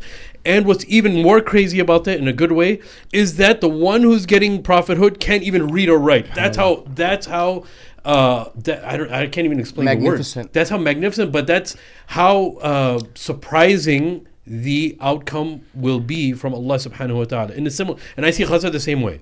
I see them, there's very, very few differences between the Prophet Muhammad sallallahu and all these other changes that occur. But I want to add something to the praise of the Prophet sallallahu. One thing that I found quite fascinating. You know, they say that every prophet before they die is given a choice to live until Yawm al-Qiyamah or to go back to Allah subhanahu wa ta'ala, to go to Jannah. Think about it. They are offered the choice to see the outcome of their efforts in this dunya or to go to Allah subhanahu wa ta'ala for Jannah. And they all choose to go back to Jannah. For them, they are so honored to have been a vehicle, they don't need to see the outcome. They're like, I'll go straight back to Allah to go straight to Jannah. And that's why sometimes, and I get criticized sometimes, people say, you keep saying don't focus on the outcome, don't focus on the efforts, focus on the efforts. If we don't have an outcome, how are we supposed to strive? And that's why I keep telling people, the outcome ultimately at the end of the day is not something in this dunya, it's what the prophets wanted themselves, which is that when your soul leaves your body, the angels say, Ya ayyatuha an-nafs al-mutma'inna, oh blessed soul that strived, oh blessed soul that struggled, oh blessed soul that despite the odds, despite people telling you it's not worth it, they kept going and they kept going. This soul smells so lovely and beautiful. Come to Jannah and come and see the outcome, which is the greatest of outcomes. And that's the outcome that I want everybody to focus on. And that's what you mentioned about Prophet ﷺ, how magnificent that even after giving the da'wah, when he's given the choice, he says, I'll go straight to Jannah. He doesn't need to see the results. Look what the barakah brings of understanding the Prophet Muhammad ﷺ. You actually understand where he came from and who he is and the people who loved him. Do you know there's right now the grave of Rasulullah in Medina? There's the grave of Abu Bakr radiallahu anh, and the grave of Omar. Do you guys know there's another grave there? There's a fourth one there? Yeah, for Sayyidina Isa. For Isa. It's empty right now. Yeah. It's for Isa alayhi salam. Subhanallah. Why? Because the people who understand this ummah, they are hoping that they're going to do a service. Look, the outcome is up to Allah if Isa is going to be there or not. But the planning that they take because of their understanding of Rasulullah is unparalleled. This ummah is a very, very special ummah, which comes back to your point. We can never give up. Yes, because of the situation of Gaza, because of what happened in Syria, because of what happened in Bosnia, because of what happened in Afghanistan, because the heart aches. We have lots and lots of pain. We go through lots of real trauma because of that. But what we also do is we also have to talk about the beautiful element of this deen and this ummah, that this ummah is never going to go away. And not just that, when you see... just one quick thing. I think that's a point to highlight that people are witnessing. Yeah, like exactly. The motivation for people in Gaza right now to say Alhamdulillah Allahu Akbar when they're burying their granddaughters or children. Incredible. The istiqamah, the sabr they have, the patience and forbearance they have in light of such a huge calamity. And people look at that and say, what motivates somebody to remain so steadfast? And that is that the outcome is irrelevant to them in this dunya, meaning they know, they have yaqeen or certainty in the fact that in the afterlife, that's where the true victory is. Even if they were to liberate Palestine today, that's not the final victory. It's not. But that's what people I'm trying to get at, is that the thing that motivates these people, the thing that motivated the Prophet sallallahu alaihi wasallam, is their meeting with their Lord and saying, I did all this lillahi subhanahu wa ta'ala. Yeah. Speaking of meeting with your Lord, because you said that, I just want to pause you right there. Do you remember, look, this went through so many phases too. Just this small genocide, I don't like to call it conflict, it's actually a genocide. Let's call it for what it is. When this genocide started, there's so many different, we have to remember the Palestinian people are people just like us. They have their own different groups amongst and factions amongst this entity that's being oppressed from amongst themselves, right? And so many of them are not just giving one message. There's multiple messages that are coming out of Gaza that are for the meaning of Allah. Remember that one brother who was drinking the water? And he said, you know what, we're happy with the decree of Allah. We're happy what's happening, but I'm afraid for you people when you stand in front of Allah, what you're going to say. That's one narrative that came out from the Muslims. That's just, so not only are they reminding us to mobilize and do whatever we can in this world, they're also reminding us, look, how many shuyukh and how many du'at do you know remind you of you're standing in front of Allah? Yeah, it's there. You take it seriously maybe for a day. But sometimes you don't feel it. But when it's coming from this Yes. brother, from what I could tell, maybe he's not a sheikh, maybe he's not this, but the effect that he's had on 100 years of people telling you have to stand in front of Allah, he summarized all of Do it. you know what this is like, by the way? Remember in the story of Sayyidina Musa alayhi salam, where he's going to meet Allah subhanahu wa ta'ala, and Allah informs him Great that his example. people are going to make shirk. Allahu He knows it, but when he comes down, the shock of it Yeah. is so different than Yeah. hearing about it. Yeah. But one of the things that I find quite, and this is what I want Muslims to understand and to celebrate as well, because Gaza have epitomized it as well. You know, the French, they were in Algeria 132 years. And you know, the colonizers, they were there for 8. But when they left, they didn't leave behind their religion or their ideas or the like. They couldn't, because, and I think it's Huntington who says that the West always believes that it spread its power through values, but it only spread it through military force. And that's why when the Algerians, one thing that always, which is that the Algerians are so proud of, is that when liberation came, they didn't chant, celebrating the Algerian state. They said, Ya Muhammad Mabruk Alik, Al Jazair Rajat Lik. O Prophet Muhammad Sallallahu Alaihi Wasallam, Algeria has been returned to you. And that infuriated the French. They said, how can 132 years where we're civilizing these people, showing them how wonderful our culture is, why do they still hold on to this deen? The Why very do the fact Bosnians they said it in their language. Exactly. Like the French language. Yeah. Why do That's dope, yeah. why do the Bosnians still hold on to this deen? Why is it that Ottomans got kicked out in 1600s? Why is it these ethnically European people still believe in the deen and still spread it? Why is Islam still growing despite all of the repression that we're doing on it? And that's the point that I want to say here, in that Allah subhanahu wa ta'ala is preserving his deen and it's growing because it inspires that resilience and those values. And you mentioned this earlier afterwards, where the tragedy that we're seeing unfolding, we ask Allah to have mercy on those in Gaza and to accept the shuhada and to ease their suffering, of course. But what we're trying to highlight is, you look, people on TikTok, and you said it, they said, I'm gonna read the Quran because I want to know the resilience of these people. I can't believe it, they said. I can't believe that these people, despite suffering, they are saying Hasbunallahu wa ni'mal wakeel, inna lillahi wa inna ilayhi raji'un. I remember saw a video of one father, he rushes in, his son is shaheed, and he says, Mabruk, my son, Mabruk, you got there before me. I don't know if I would react this way. I know. Like, I don't know. And he says, Mabruk, my son. I remember one child, when it rained, and he said, Allah is feeling for us. Look, he sent us beautiful rain, and it tastes so sweet. I see people, they go around the corner and they say, I smell misk. I've seen in the hospitals, Ya ibadallah, celebrate for our shuhada. And it's phenomenal. Yes. The psychology, because you know what it does? The reason why it humbles us, I don't know if that would be my reaction. I don't know. I'm not arrogant enough to believe that. And that's what I mean, in that when brothers here are saying that some of our efforts, there's no point in this, there's no point in that. You talk from a position of luxury. I'm talking from a position of urgency. Just let me do something. Let's go. Let's try it. Even if it fails, it's better than doing nothing. Because mashallah, they don't have the luxury of choice, but they are mobile, they are trying, they are striving, and it's our duty to keep going, even if we believe it's useless, because Allah subhanahu wa ta'ala will know why we're mobilizing. And when Allah says you take one step, he takes 10. The reason he takes 10 is to make sure you don't take 11 wrong steps. So you've already decided to take one and you're not sure about the outcome. Allah comes to you 10 to say, no, this way was going to be wrong. Because you took one step, I'm going to guide you and take you to the right direction. Take that one step and let Allah come to you 10 steps and let him show us the right. We think that the voting thing will make it different. Maybe it won't, but if we try and take one step, Allah will show us where the correct way is to make the difference. So speaking of taking steps, I want to kind of change it a little bit, because we've talked about the political aspect of it, right? I want to see, so this is heavily dependent on what Muslims were doing in the Western world, right? What if the, just a thought here, right? We talk about ummatics and things like this, about global level politics and as a ummah, an effort, concentrated effort. There are those, and I think it's a valid question.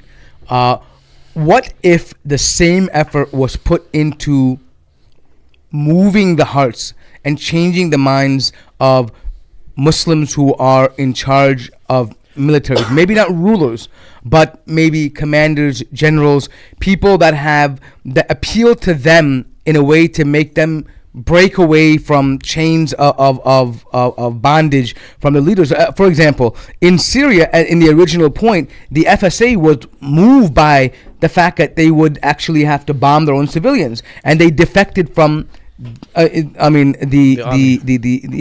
Bashar, and I'm saying, what if we directed the same level of intensity to trying to change their hearts, because it seems that they have the ability to maybe mobilize a military, or at least channel weapons, or at least channel some kind of resistance in that way.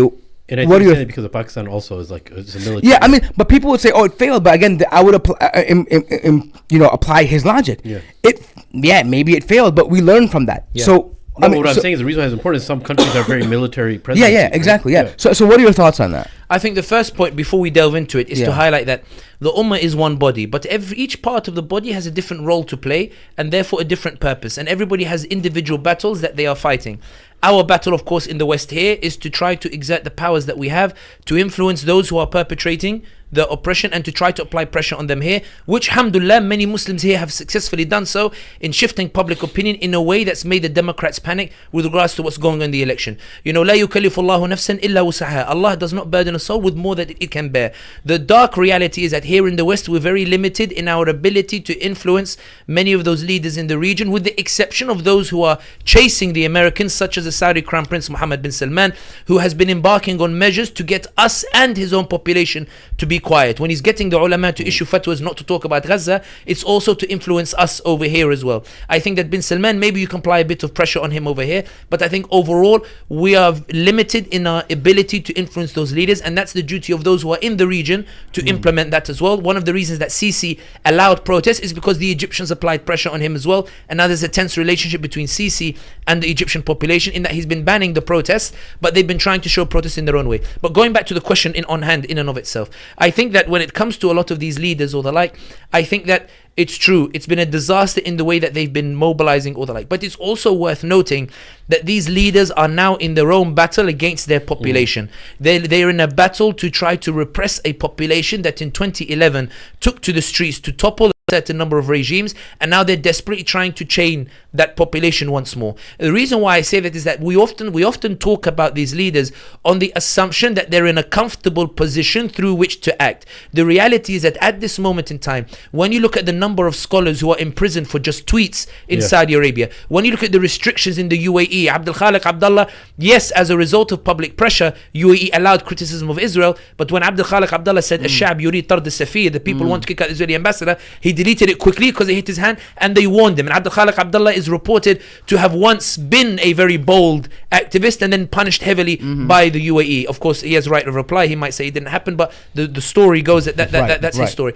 When you look at Algeria, for example, in 2019, huge protests took place, toppled the regime, but as a result of the people unable to agree between themselves, the Algerian regime now is engaged in trying to maintain a status quo. But so the thing is that, or in Libya there is civil war or the like, but I want to highlight that the reason we have a lot of this chaos in the region is because the people have risen up and are applying pressure that requires repression to be implemented by these regimes to keep them quiet. The point being is that there is an assumption that the people are doing nothing, but I argue that they're doing enough to warrant the repression that they're suffering. So they're fighting their own battles over there. So keeping that, I mean, we totally agree with Pakistan that. as well. But what I'm saying is that, like you mentioned earlier, right? Keep scratching what bothers them, right? Yeah. And so we saw that in America, like people from America were coordinating rallies and protests in Syria. In other places, they're coordinating from here because they don't have the same freedom of internet expression that they do in those countries. So I'm saying if the Muslims can keep scratching at the stuff that bothers those leaders. No, I agree entirely. And I think one of the best examples of it is Saudi Arabia. So Turki al-Sheikh put up a tweet where, you know how everybody's trying to boycott within the means that they can. McDonald's, Starbucks, these places. So of course, Starbucks, I'm fond of the filet fish, but as a result of boycott, we can't have the filet fish anymore, and I don't know how to explain it to my kids. It's one of my favorite sandwiches. It's incredible. The tartar sauce on top of the tartar sauce. I tried to make the tartar sauce at home. It's not the same. I took the mayo, I bought the different ingredients. And he's a great cook, by the way. And some people be watching this saying, subhanAllah, like how basic their tastes are. Look, everybody has their own taste. But the point is, hey, we're simple people. Yeah, we're simple people. Alhamdulillah. Yeah. So while people, so one of the things that's worth noting is that Turki Al-Sheikh, the head of the General Entertainment Authority, published an advert where he said, go to McDonald's, buy one and get one free on us on Riyadh season on the government. So people initially didn't see it, but some of us started sharing it and it went viral. He had to take down that tweet because of the pressure that's unfolding. And I think that one of the things with Saudi Arabia in particular, and I will say it, and I confess, I understand when people say that, Sami, I don't believe a lot of the things that you say are happening in Saudi. And I get it. It's hard to believe this is happening in the Haramain al-Sharifain. Even now, I have some friends who are going to Umrah. I won't name them so that they can go to Umrah. But so no one in this room, alhamdulillah. But, so one of the things that they were saying to me is that they said, we received messages from our tour groups that we should not bring kafiyas, we should not record ourselves making dua for Gaza, and we should not bring Free Palestine stickers. Now, I didn't believe it when they said it to me, so I thought I won't mention it. And then in LA, I was in a gathering, I won't say which one so that they don't calculate who I was with on the geotags. But one of them, when I mentioned it, I said, I've heard a rumor. One of them said, yeah, it's true, I'm going Umrah in December. Here's the WhatsApp message that I received. And the WhatsApp message says, it's with a heavy heart that we tell you we've received, instructions that please don't bring kafiyas, please don't talk about Gaza, please don't. So I understand that it's hard for people to, but one thing that's worth noting is that I feel, in my experience, that when the Saudis believe that more people are becoming aware of what bin Salman is doing in Saudi Arabia, that's when the Saudis start to panic. That's when the Saudis, they start to panic and they start to, really send out their bots. But see, my point is this, is that now blow that up. Exactly. We have the freedom to. We don't have Nasser al-Qahtani trying to, track us there, right? So blow that up, right, in America, because what I've noticed is that, like it or not, the Arab world views America as like this place, this heaven. Bin Salman always says, I want to build a Miami in Saudi Arabia. Exactly. So if we as Americans, don't take it as Muslims, we're not a Hindi, Pakistani, Moroccan, whatever, we're anybody, right? But we're in America. The fact that we can beat that drum in America and make it popular, but that's about awareness. Pressure. The resources that American and UK youth have, Sami, you're in the studio, over $20,000 worth of equipment here. The amount of resources that we have available to us is a ni'mah and a barakah, that we have this megaphone that we can blast out to the rest of the world. And like it or not, people don't. All the youth across the world, they look at what the Muslims or what people in the West are doing. Even the religiously inclined practicing Muslims will see, hey, what are the Muslims in the West doing? Yeah, and they'll follow that. And this is what they don't understand, that they think that they can just repress their population and control it and smush it, but they can't factor in that all their youth are looking to the West, and who's in the West? It's us. So the point I'm making is that growing, like, I used to visit there a lot. I don't want to say where, but back home a lot, right? And you would see that everything that was Western was great. Yeah. Like, they know more about the Western culture than I know about it. Yep. Oh, you know what this celebrity is doing, what they're doing. And I remember a time where satellites were cemented in one direction. Yeah. Because they never wanted information from the outside. You couldn't go to Europe because no. But now it's all open and they love what we have. So when I remember the first time I would visit, I was expecting, this is before like I thought I started becoming dayi, and I'm like, oh mashallah, I'm going to see the shuyukh, I'm going to sit in these durus, and none of that. Oh, you're from America? Let's talk about this. Let's talk about Michael Jordan. Let's talk about Kareem Abdul-Jabbar. Let's talk about this. Let's talk about Michael Jackson. I mean, this happened to me personally. Someone, as I'm going to be dropped off at the Haram, he drives his car there and gets out and starts dancing up to Michael Jackson. Imagine this, yeah. So what I'm saying is that the influence that we have, whether we like it or we don't like it, whether you agree with American Western intervention or not, the influence is powerful, because when they unconsciously look up to what Muslim Americans are doing or Muslim British are doing because they see us as quote unquote liberated and free and open-minded. They can't understand why someone who's born and raised here would be dayin. And the only ones who realize that are the ones, and I had this happen in my own family. When they came here, they were like degenerate, like khabith, like they would do the worst kind of stuff. And then after a year and a half, they're like, oh my God, a'udhu billahi minna. This place, it looks like an apple, but it's rotten on the inside. We don't want any of this. They became dayin in America. How did that happen? Because I argue this, that what happens is that the position that we're in America and the Western world in general is that we can't take Islam for granted. Whenever we grew up, we grew up having to defend and justify our belief. So it strengthened our iman.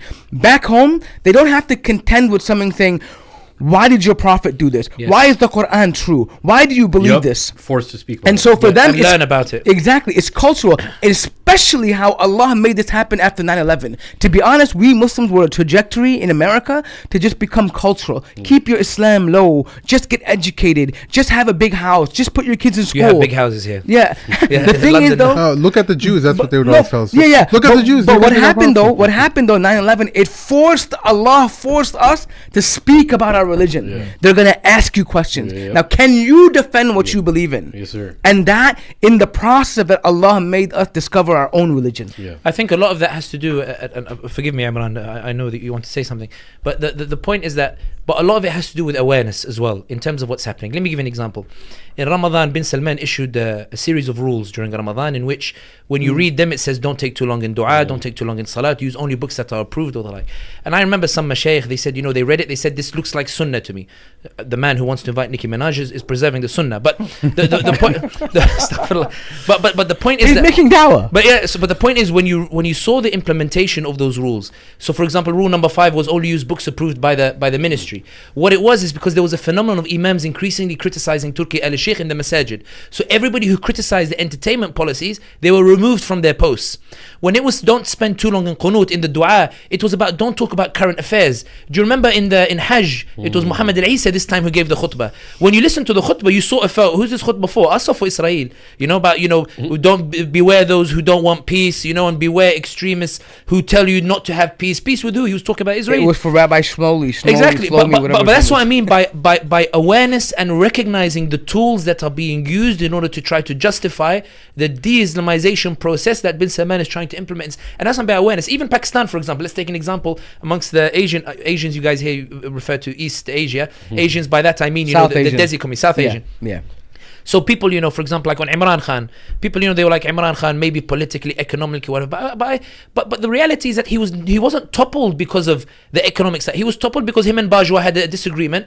Imran Khan wanted to appoint the next intelligence chief, and the army said, "How dare a prime minister even dare to suggest these things?" Did you read the Intercepts report? Yes, and the cipher and how from the cable that was sent from the Americans to the.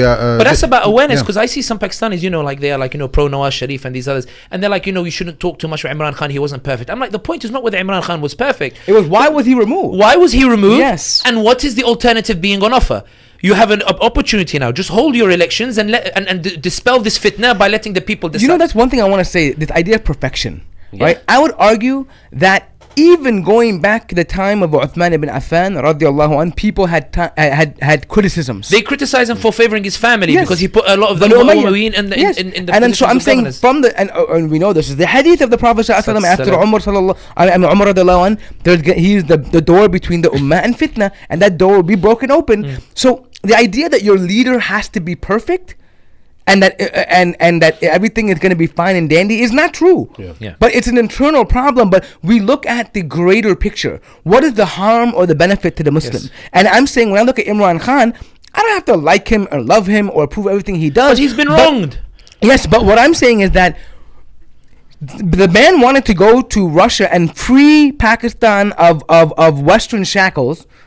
Whether Russia's great or not is a whole different story, but just the very thought of trying to break the chains of shackles around Pakistan and freeing himself from the IMF was a motive, a catalyst for him being removed. But not only that, Do you remember the Kuala Lumpur summit in 2019? Do you remember the buzz around it where Erdogan, Mahathir and Imran Khan and Indonesia Joko Widodo, they were going to meet in Kuala Lumpur. It worried the Saudis so much. It worried bin Salman so much because he felt it was a Muslim rebuke to the concepts and stuff he was bringing to Saudi Arabia. That he went and threatened Pakistan, that he would kick out the Pakistanis from Saudi and he would cut the funding. All that. I remember the mood at that time that maybe there was a shift occurring in the Muslim world where suddenly Muslim leaders are coming together and suddenly they're trying to form a bloc, suddenly they're trying to wield their influence in a way that preserves Muslim interests. Imran Khan mistakenly, in my opinion, got cold feet and pulled out when the Saudis threatened him. But the point being is that when Imran Khan, I went to Azerbaijan, you know, when they liberated Nagorno-Karabakh, they were waving Pakistani flags. Imran Khan had transcended Azerbaijan. They were waving Pakistani flags when Nagorno-Karabakh was liberated. Imran Khan had penetrated the secular identity of the Azeris and had amplified the Ummatic identity so much that they didn't see it as like a Turkic victory. They saw it as an Ummatic victory. That's why I'm so shocked. That's phenomenal. That's what Imran. So when I saw Imran Khan effect, I was like, guys, I'll be honest with you. Economics is hard. Politics is hard. But he was taken down not because of any of that. He was taken down because he was finally asserting some sort of autonomy and independence. The hope he gave people. The hope that he gave people. And not only that, it was hope that was stemming not from an establishment, but from the ordinary people who were taken to the streets. And that's why I think now some people are saying, you know, in Pakistan is about awareness. When I saw Pakistanis how upset they were about us talking about Imran Khan, I was like, we keep talking about him because, you know, and that's the issue. Going back to the point of the question, people are saying, how do we get to Imran Khan? This idea that yes, Western Muslims can have a major impact, but it also depends on awareness, keeping your pulse on what's happening in the world, being able to see through the things that are happening. Because at the same time, while bin Salman is doing his funky stuff in Saudi Arabia, we do have, sadly, a lot of religious people coming out and saying that we don't want to cause instability in the Holy Land, that, you know, obey the ruler, that, oh, Sami, or even those who don't say it, Sami, I want to be able to go to do Umrah. You know, I don't want to jeopardize. We had an imam here, I won't mention him, who did a khutbah, a light khutbah, you know, a reference to criticizing Saudi, lands in Jeddah, his group goes through, he gets sent back to America and he's not allowed, you know, like to you know, the government wielding. At least they didn't do anything Khashoggi to him, though. Alhamdulillah. That's yeah. But you know, I think you know, we're coming kind of wrapping on a segment here. I want to, you know, since we were talking about Palestine, I want you to take the last few, the time we have here to talk about like what is the end, like what is the road now? What happens now in Palestine? We have a resuming of the bombing and the campaigns, as you rightly so predicted or indicated before. So now what do you see happening now in that region now? I think that, to be honest, look, I was of the opinion that the ceasefire would actually be extended. I underestimated how desperate Netanyahu felt about his political future. Actually, the night before, I thought it would get extended, and I actually said it might get extended. I did caveat and say maybe, but at the same time, I was more hopeful than perhaps I should have been. I think the reality is now you can see that the Israelis, the manner in which they're bombing Gaza, does suggest that they feel they're racing against time. I know they're saying that it will take months, but if you look at the way, the rapid, the bombardment, it sort of suggests that they're desperate to really push. Times of Israel leaked a conversation which they said that in the war room, Blinken and Netanyahu and Gallant, the defense minister, when they were talking, Gallant told Blinken that, you know, this will take months. And Blinken said to him, you don't have the credit, you know, the international credit to mobilize this for months. And actually, a lot of the rumors, whether they're true or not, but it's very interesting to see them spread, is that there is deep divisions now between the Americans and the Israelis over what is happening, because the Americans feel they are the ones who will pay the price if there are more civilian casualties that are taking place. So Blinken is caught in this very awkward situation where he keeps insisting that, you know, these operations are surgical, but everybody's laughing at him about it, and people are calling him the angel of death, you know, the one who's coming at you. Yeah. Having said that, I think that it's more, we are seeing a tragedy unfold, and I don't want to sell anybody false promises. We're seeing a tragedy. It's ethnic cleansing, it's genocide in the full meaning of the word. There is a debate now taking place as to what should come next. The idea being as to whether, you know, there should be an Arab force that goes into Gaza. Sisi suggested we should demilitarize the whole area. The UAE is proposing maybe they will send some of their allies like Dahlan and these others to go and rule over Gaza. Blinken's proposal is to let the Palestinian Authority. I heard Israel is trying to push now to carve out a buffer zone within Gaza. No, actually, it's a buffer zone next to Egypt as well. You know, next to Egypt. But it can be within the Gazan territory. Exactly, though, right? And they believe that that buffer zone is where they will, you know, ethnic cleanse and force all the Palestinians to go. The reality is that it looks quite disastrous the way things are unfolding, but I do think that there is enough to suggest that there are divisions now between them. And I think that while Israel is talking about months, the only thing that I can say here is this: we're watching the genocide unfold, we're watching the ethnic cleansing unfold. Allah is looking after the souls that have died and gone to Him. They go straight to Jannah, alhamdulillah, happy with what Allah has given them. I know it's not solace to those who've been left behind, but I believe in Allah and His truth and His haqq. I believe they're in Jannah with Allah subhanahu wa ta'ala, happy with what Allah has given them. For us who have remained over here, I think the reality is this, and this is what I want to emphasize. When Netanyahu first began this conflict, he said, we're not pausing, we're going to keep going. And Blinken banned his State Department from using the word ceasefire. The fact that we had a pause and then a hostage truce situation was not Netanyahu's ideal situation. It was forced because we were loud, because we kept talking, because we kept raising awareness, because we kept sharing. It's important to note that in the midst of this despair and grief that we're feeling, that we don't stop moving, that we keep mobilizing, and we keep shouting and keep promoting that particular content. In terms of Gaza, just on this final point, in terms of what might happen, the reality is I don't know. Allah is the one who knows what will happen. I think that all the signs suggest that the disaster will continue to unfold. I'm hoping that as people amplify their voices, it will increase those divisions. I'm hoping that as Muslims make absolutely clear to the Democrats that we will say no to Genocide Joe, that there is no way back for Biden in those swing states, that we will not forget by November. I think that if Muslims can establish this as fact, not opinion, I think that the Democrats will remove Biden and they will replace another candidate, and that of course will affect policy like towards Israel or the like. Go ahead. Let's assume the worst. Let's assume everything gets ignored. All the public pressure, sentiment gets ignored. That Israel is continuing to bomb Gaza. They start bombing southern Gaza. They've already started. They do as much ethnically cleansing as possible. They put the Gazans into tents. How far can they go? Okay. Like will they go to Lebanon? No, and Sinai. I mean, at what point is there any point at which the neighboring regions will say enough's enough? We have to. In 1982, Ariel Sharon took his army after bombing the Palestinians. He went to Beirut and he bombarded Beirut. Exactly. For 88 days it continued. Longer than what are we now? 50 days or 60 days? For 88 days, Ariel Sharon bombarded. Ronald Reagan sent him a letter on the 87th day in which he said, it's now become the symbol of your operation has now become the dead babies. So this is now causing us a very difficult situation in whether we can continue supporting you or not. We order you now to hold off. Ariel Sharon ignored the warning. On the 88th day, when Ronald Reagan, it looked like he was actually going to take a step, Ariel Sharon backed off and he went back and he gave up all those territories back for Lebanese or the like. The point being is that history does show that we have been in similar situations where we've seen the Israelis being forced to back down by the Americans. The second example I want to give, and why I keep mentioning this point earlier, inherit the memories of your forefathers. Inherit the memories of those who came before us. In 1945, when the French killed 30,000 Algerians, the French say they killed 12,000. The Algerians say they killed 50,000. I've gone for the middle number, 30,000. When they killed the 30,000, the French were, all of the French, except one general, all of the French were convinced that as a result of the 30,000 being killed, I know we're on 15, 16, I'm not comparing casualties, but I'm giving you the monstrosity of what had happened. The French were convinced that that would deal a lesson that the Algerians would never resist the French again. They'd been taught that violent lesson, that this was it. And there was huge depression amongst the Algerians over what had happened in Stif and Gam and Kharrata.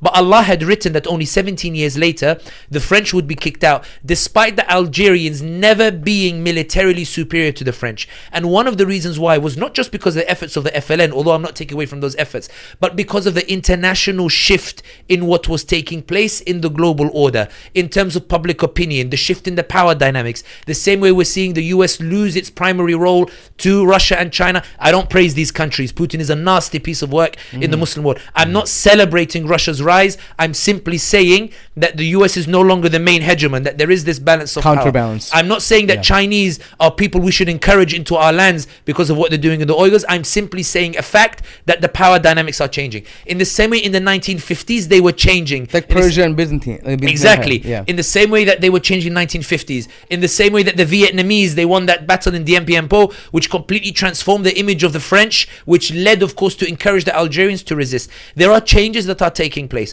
What I'm saying is that even if we assume the worst case scenario, and we ask Allah to protect us from the worst case scenario and never let it see it come to pass, and we ask Allah to ruin the plans of the oppressors, but even if the worst scenario comes to pass, what I want to say is this: history shows that dhulm doesn't last. History shows that oppressors don't win. And even in the midst of these atrocities, and I say this with a heavy heart, and I know it's not a solace to those in Gaza or Palestine. I'm saying this as a solace to the Muslims who are feeling that their despair is such that they are being pushed towards now inaction. I'm saying don't be pushed towards inaction, because we've seen tragedies like this before, and we've seen it lead to liberation and provide the spur for liberation. And I think there are enough signs in the way that we made Netanyahu buckle and accept the pause and accept the hostage truce. I know it's not the ideal outcome, but we forced them to buckle. I think there are enough signs to suggest that we made them buckle, which suggests that if we keep going, we can make them buckle even further, inshallah, for a ceasefire. I know that's not what everybody wants to hear, but the basic message is, I don't know what's going to happen, but what I do know is if we keep going, we will make it hard for them to achieve what they want to achieve.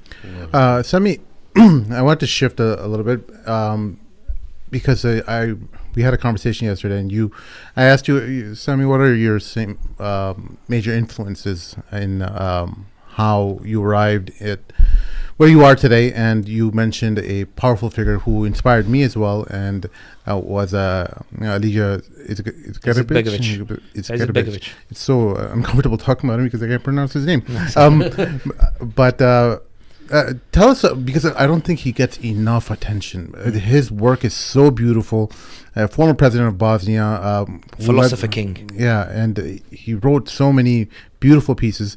Tell the listeners about what he wrote and what particularly influenced you and your thinking. First of all, من كان يريد العزة فلله العزة جميعا. He who seeks glory, let him know all glory belongs to Allah. I understand sometimes when people pose questions, Sami, about your thinking or the like. The reason why it terrifies me is because it suggests that it's me who's doing it rather than Allah subhanahu wa ta'ala, who showed mercy in that when I made mistakes and that when I stumbled through life and I blundered, Allah had mercy in that He allowed me to learn from it in the way that He doesn't allow many people to learn from their own mistakes. I know it is Allah who has allowed me to deduce these lessons from these mistakes and from these books. It's not from me, and I want to say this mainly from my own protection, to say, Ya Allah, I know He said what influenced Sami, but Ya Allah, I acknowledge all glory belongs to you. I know that's not what you intended, but I'm saying this as my own protection, just to protect myself from any riya or kibriya or the kind of thing, which is a poisonous disease that you always have to fight consideration. And you guys know this as well as public figures as well. So I say this first for my own protection. The second thing that's worth saying is the reason Alija Izetbegović had a big influence on me when I read his book when I was 18, 19 is because I was also in this subconscious, arrogant phase where I believed that we were the center of the ummah, that our problems were the primary problems, that here in America or in the UK. And then I went to Bosnia, and I could not believe how my ummah, mashallah, had strived and pushed and resisted, and the suffering they had suffered, but that they came out of it on the other side, never compromising. I remember being on a train going from Mostar to Sarajevo, and there was a woman, she probably about 65, and she was wearing, a tight trousers and tight top, and she looked very secular and liberal by all means. And there was an Australian brother, a Bosnian, lives in Australia, who was saying, you came to Bosnia. And I say, I come here always, for my summer retreat. I love Bosnia. And he said, and I said, and I think it's phenomenal the way you guys survived all that oppression, the way the Serbians tried to commit genocide. And she turned around, that lady who looked liberal, and she said, with eyes that lit on fire, she said, they hated us because we love Allah and His Prophet. They hated because of, the conviction. And it changed my perspective on even what belief means. Sometimes we like to judge people in our ignorance and arrogance. But she said it with such a ferocious that I shook. I had goosebumps when I looked at it. And my wife said, she was like to me, see, don't judge people by their appearances. Iman takes many forms. The point that I'm making with Alija Izetbegović, he opened my eyes to that struggle in Bosnia. Not only that, he reminded me that sometimes we think Muslims look like Asians or Arabs. He reminded me that Islam is everywhere and has been entrenched everywhere. These are Muslims who've been Muslims for 600 years, that they've been in Bosnia, that they are ethnically European, they love Allah, they love His Prophet, and they never gave up on that. And the reason that book had such a profound impact on me was because Alija Izetbegović taught me that Islam is not in the theorizing world. Islam is in the practical world. He had to make decisions based on realities that were in front of him. Very agonizing decisions, very difficult decisions, but ones governed by his belief in Allah and Rasul. One such instance in his book, he says that journalists, they came to him and they said, the Serbians are looking for an ethno-nationalist state. The Croats are looking for an ethno-nationalist state. You keep preaching coexistence and these European values and the like, despite your Muslimness. And he says, wait a minute, my coexistence is not rooted in European values. European values is the Serbian ethnocentricity. It's in the Croatian committing, horrific crimes. My coexistence comes from Islam because Allah ordains on me to preserve the rights of the Christians and the Jews and other minorities. Allah is the one who commands it of me. That's where my tolerance comes from. I read that passage and I went, oh, subhanallah, how he, really, he reinforced my faith. He's the one who gave me the example and made me realize. He said that the difference between an inherited deen and a deen you accept. He said, I grew up in a Muslim household, but it cannot be said that I had accepted Islam before I was 18, because I delved in communism and atheism and this kind of thing. Until when I was 18, I came to the conclusion that these ideologies could never serve the needs of the human being, and that's when I felt I accepted Islam. And I asked myself, have I accepted Islam then, or is it still an inherited deen? He forced me to ask myself questions about the relationship with Allah subhanahu wa ta'ala. It was Izetbegović, who would say, we were talking about those who say the system doesn't work for us, but he gave me the example. There is a mountain range in near Sarajevo called Igman, and Bosnians sometimes they laugh at me. I call this the blessed mountain range, and they're like, why do you want to go see Igman so much? It's because when Mladic was attacking Sarajevo has a bit of flat land, near where the airport is. So the Serbs were concerned if they came down from the hills and they had a pitch battle, it would be very difficult to take Sarajevo. So they kept their snipers in the hill in order to psychologically, repress the Bosnians. Igman was the only place where if they took it, they would be able to attack Sarajevo successfully. So the Bosnians were very keen to defend it. In 93, Mladic was beginning to finally poke holes in the defense on Igman. And there were signs to suggest that he would break through within a couple of months. So, an example of realpolitik. Izetbegović realizes that he needs time to reinforce, and he's desperate. So he writes, he says, I knew that the UK envoy was desperate for a Nobel Peace Prize, that he didn't care at all about justice. All he wanted was to say, I brought the peace and a Nobel Peace Prize. So Izetbegović calls him and he says, Dear Robert Owen, I'm ready to talk peace. I'm ready to accept your 4-point contact plan if you get Mladic to pull off his offensive on Igman. Mladic screams and he says, no, this is a plot by Izetbegović. And Karadzic says, no, maybe there's something here. Maybe we can agree to it. So Robert Owen is he's desperate for the Nobel Peace Prize. He demands it. He brings UK pressure to bear on, and UK is still a power at that time. And Mladic is forced to withdraw a few kilometers away from Igman. During those 6 months negotiations, Izetbegović has no intention of signing that contact plan. But he reinforces the defense so that when he pulls out the negotiations, eventually the negotiation that he's being criticized for by Muslims for entering in those negotiations, he's being lambasted by Muslims, how can you even entertain those negotiations? By the time he's reinforced the defense, he pulls out, and Mladic no longer for the rest of that period has any hope of going through Igman. And that's why I always got to say, Igman, this is the blessed mountain range, may you always protect Sarajevo and always protect the Bosnians. Izetbegović helped me to transform the theory of Islam into the practicalities. I started moving away from absolutism. I started moving away from these people who said all or nothing, and I began to say it's these guys who knew Islam and knew how to implement it. I always say I played soccer when I was growing up, So I played for my university team. I even played semi-professionally for a short while until I got married and my wife fed me too much couscous. now you play FIFA. But the point is that one of the things that I found quite fascinating is that even you see the theory and the practicality. We had a saying when we were in soccer. My coach in football. I'll say football. I'll stick to my guns.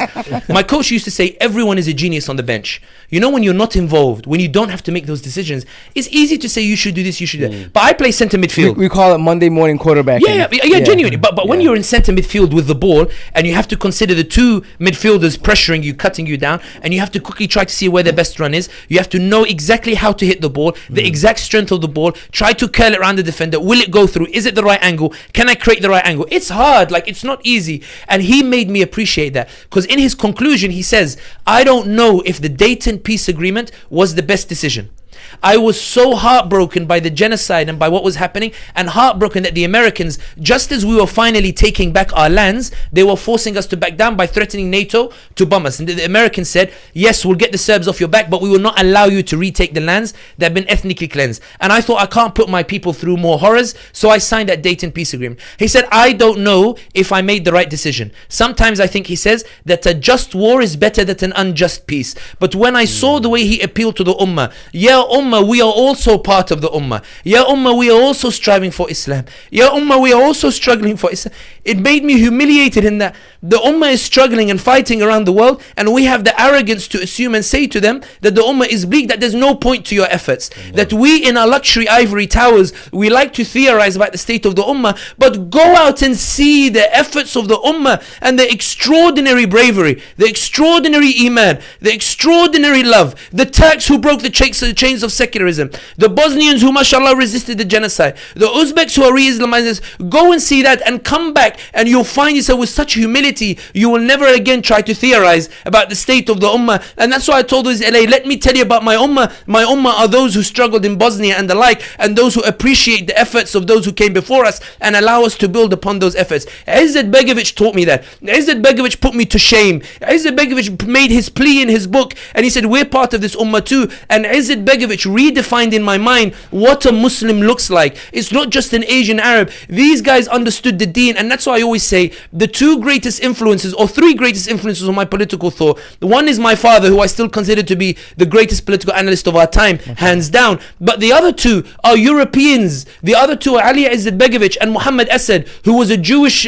Austrian who converted to Islam. These are the two greatest influences on my political thought, because they showed me how to transform Islam from theory into practice. And that's why you mentioned the book, and I appreciate, and everyone should read the book. Everyone should go to Bosnia. When my wife came to me, she said to me, I was depressed for a period of time. Not depressed like cutting my wrist. I'm talking depressed as in, sometimes you think all these videos or criticism of bin Salman leaves you isolated. Friends don't want to have coffee with you anymore because they don't want to go Umrah, or they want to go Umrah or Hajj, or they're concerned or whatever. So I said to my wife, she said to me, what's wrong? And I said, I feel like my job is all fitna. It's all fitna.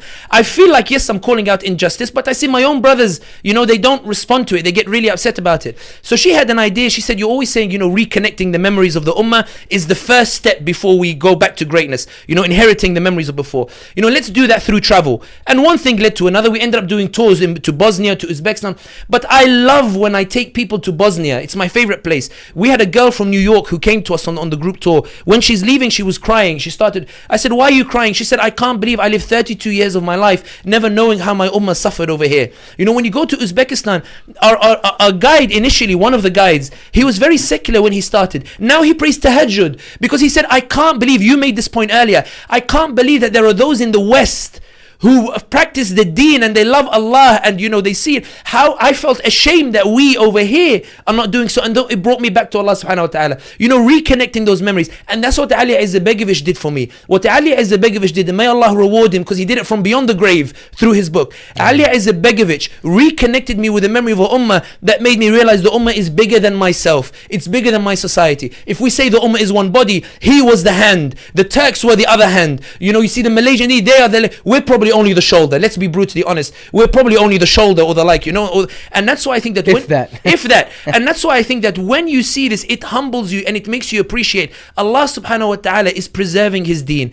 Allah continues to give power to this ummah. The world tries to repress the deen and tries to repress Islam, but they've never been able to do so because Allah continues to give power to those who strive. And that book, Inescapable Questions by Ali, people always mention Islam between East and West, and it's true, it's a phenomenal philosophical book, but the Inescapable Questions is about the practicalities of politics where the Muslims are involved, and every person should read it because it will humble you and it will show you to appreciate those 10-yard and 5-yard victories that the Bosnians did to get to a stage where today Islam remains at the heart of Europe. And remember, I always tell people this, the reason Sarajevo is called the Jerusalem of Europe is, think about it, the only Muslim capital in Europe is considered even by the Europeans as being the example of coexistence, because when Muslims rule, we never persecute the others, even though they persecute us.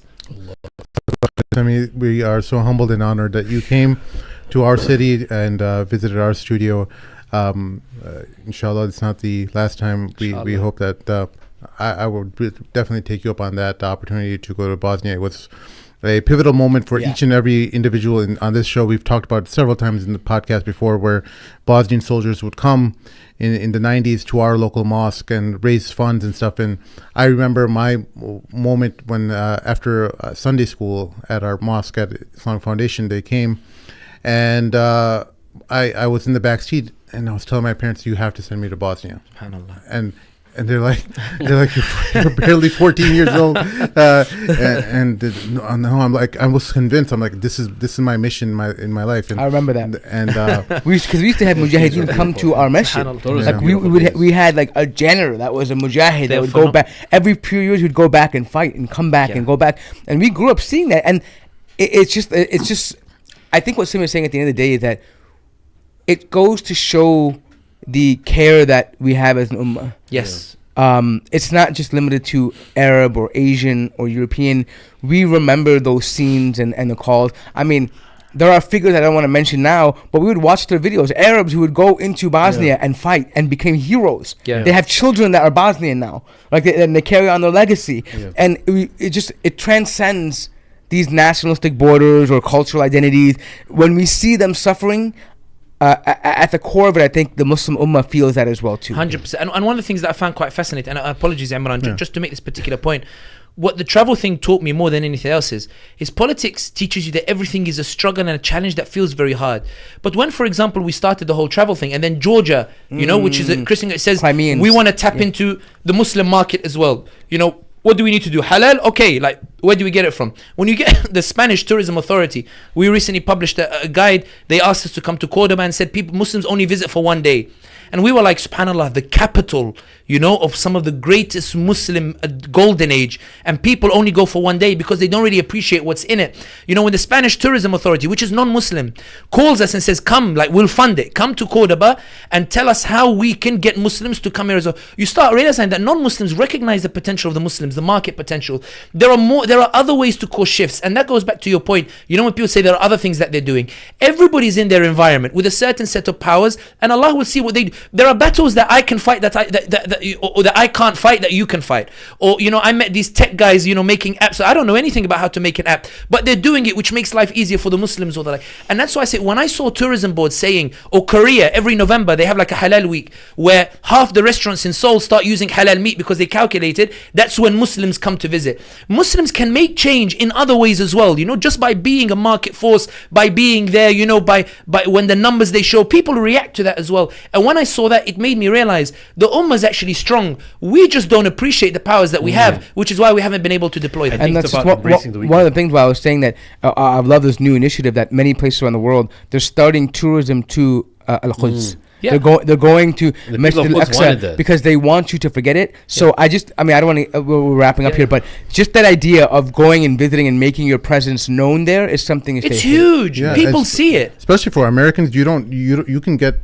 visa on arrival if you arrive at. It's going to be difficult, but that difficulty is your effort for showing your support for the ummah. Yeah, and I think this time that Sami's here, I think there's something that solidified something for me is based on everything that's been happening, and especially with the Gaza issue, is that I've come to a conclusion that there's something, I think, Wallahu alam, is of embracing the weakness.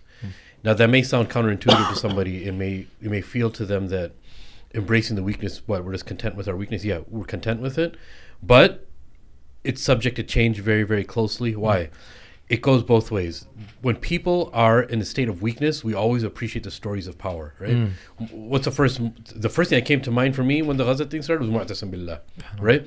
And then when people are in a point of strength, they look back at the people of weakness, and that gives them strength too. Like, rest assured, people are going to look at this phase of like the last 100, 200 years of Muslim Ummah when all this is finished, and they're going to derive strength from everything that this ummah went through. I call it the Great Awakening. Gaza has brought about the Great Awakening. They're going to look at this and they're going to be like, wow, this is how this was. And it'll strengthen their iman. So embracing the weakness is a very important thing, Allahu alam. Brothers and sisters, there's plenty of things that you can get sad about, but there's a lot to be hopeful about. What we're seeing now, especially with a person like Sami Hamdi being invited to so many masjids all across the United States, every institution. These are things that everyone shied away from in the past, and just someone like him being able to speak at major institutions all across the country in the United States, where people were always reluctant, for good reasons, to avoid these topics, and that there is changes happening, changes in the air. Things are moving forward, even though it doesn't seem like it. It seems bleak. It seems like there's only death and destruction around us. But I promise you, people are changing. If anything, the Zionists have added a whole new generation of resistance against them. They've showed a whole new generation of young kids, 10, 12 years old, who are on TikTok. Their vile oppression, how horrible they are as human beings in their And that's why wanton they're trying to ban destruction. on social media, Imran. And this is why, and I would ask you also to finish on this note as well, is to emphasize that people need to keep going. They want to ban TikTok because they know it's changing their message. You know, they asked TikTok, you should ban pro-Palestinian content. And TikTok said, it's not the algorithm, it's just the new generation is pro-Palestinian. And that's because the ummah keeps, and they have to keep going through the weeping, through the grief, they have to keep going. Like, we're in the middle of it. It's supposed to feel hard. It's supposed to feel, but we have to keep going. We cannot stop now. Absolutely, brothers. For anyone in Chicago, make sure you come out to us tonight at Masjid al-Huda in Schaumburg and at Either for Isha, inshallah. MEC Masjid in Morton Grove tomorrow after Isha. At 4:30. 4:30. 4:30 at MEC. After Maghrib. Today, after Sorry. Maghrib at MEC, and after Isha at Masjid al-Huda tonight in Schaumburg. Okay. Jazakallah khair, everyone. We'll see you all next time. Assalamu alaikum. Alaikum salam wa rahmatullahi wa barakatuh. Like and subscribe, please. Gotta get that Someone out wrote in the there. chat, like, how did the U.S. let him in? Is it another intelligence failure? Jazakumullah khair. But yeah, Hashimi.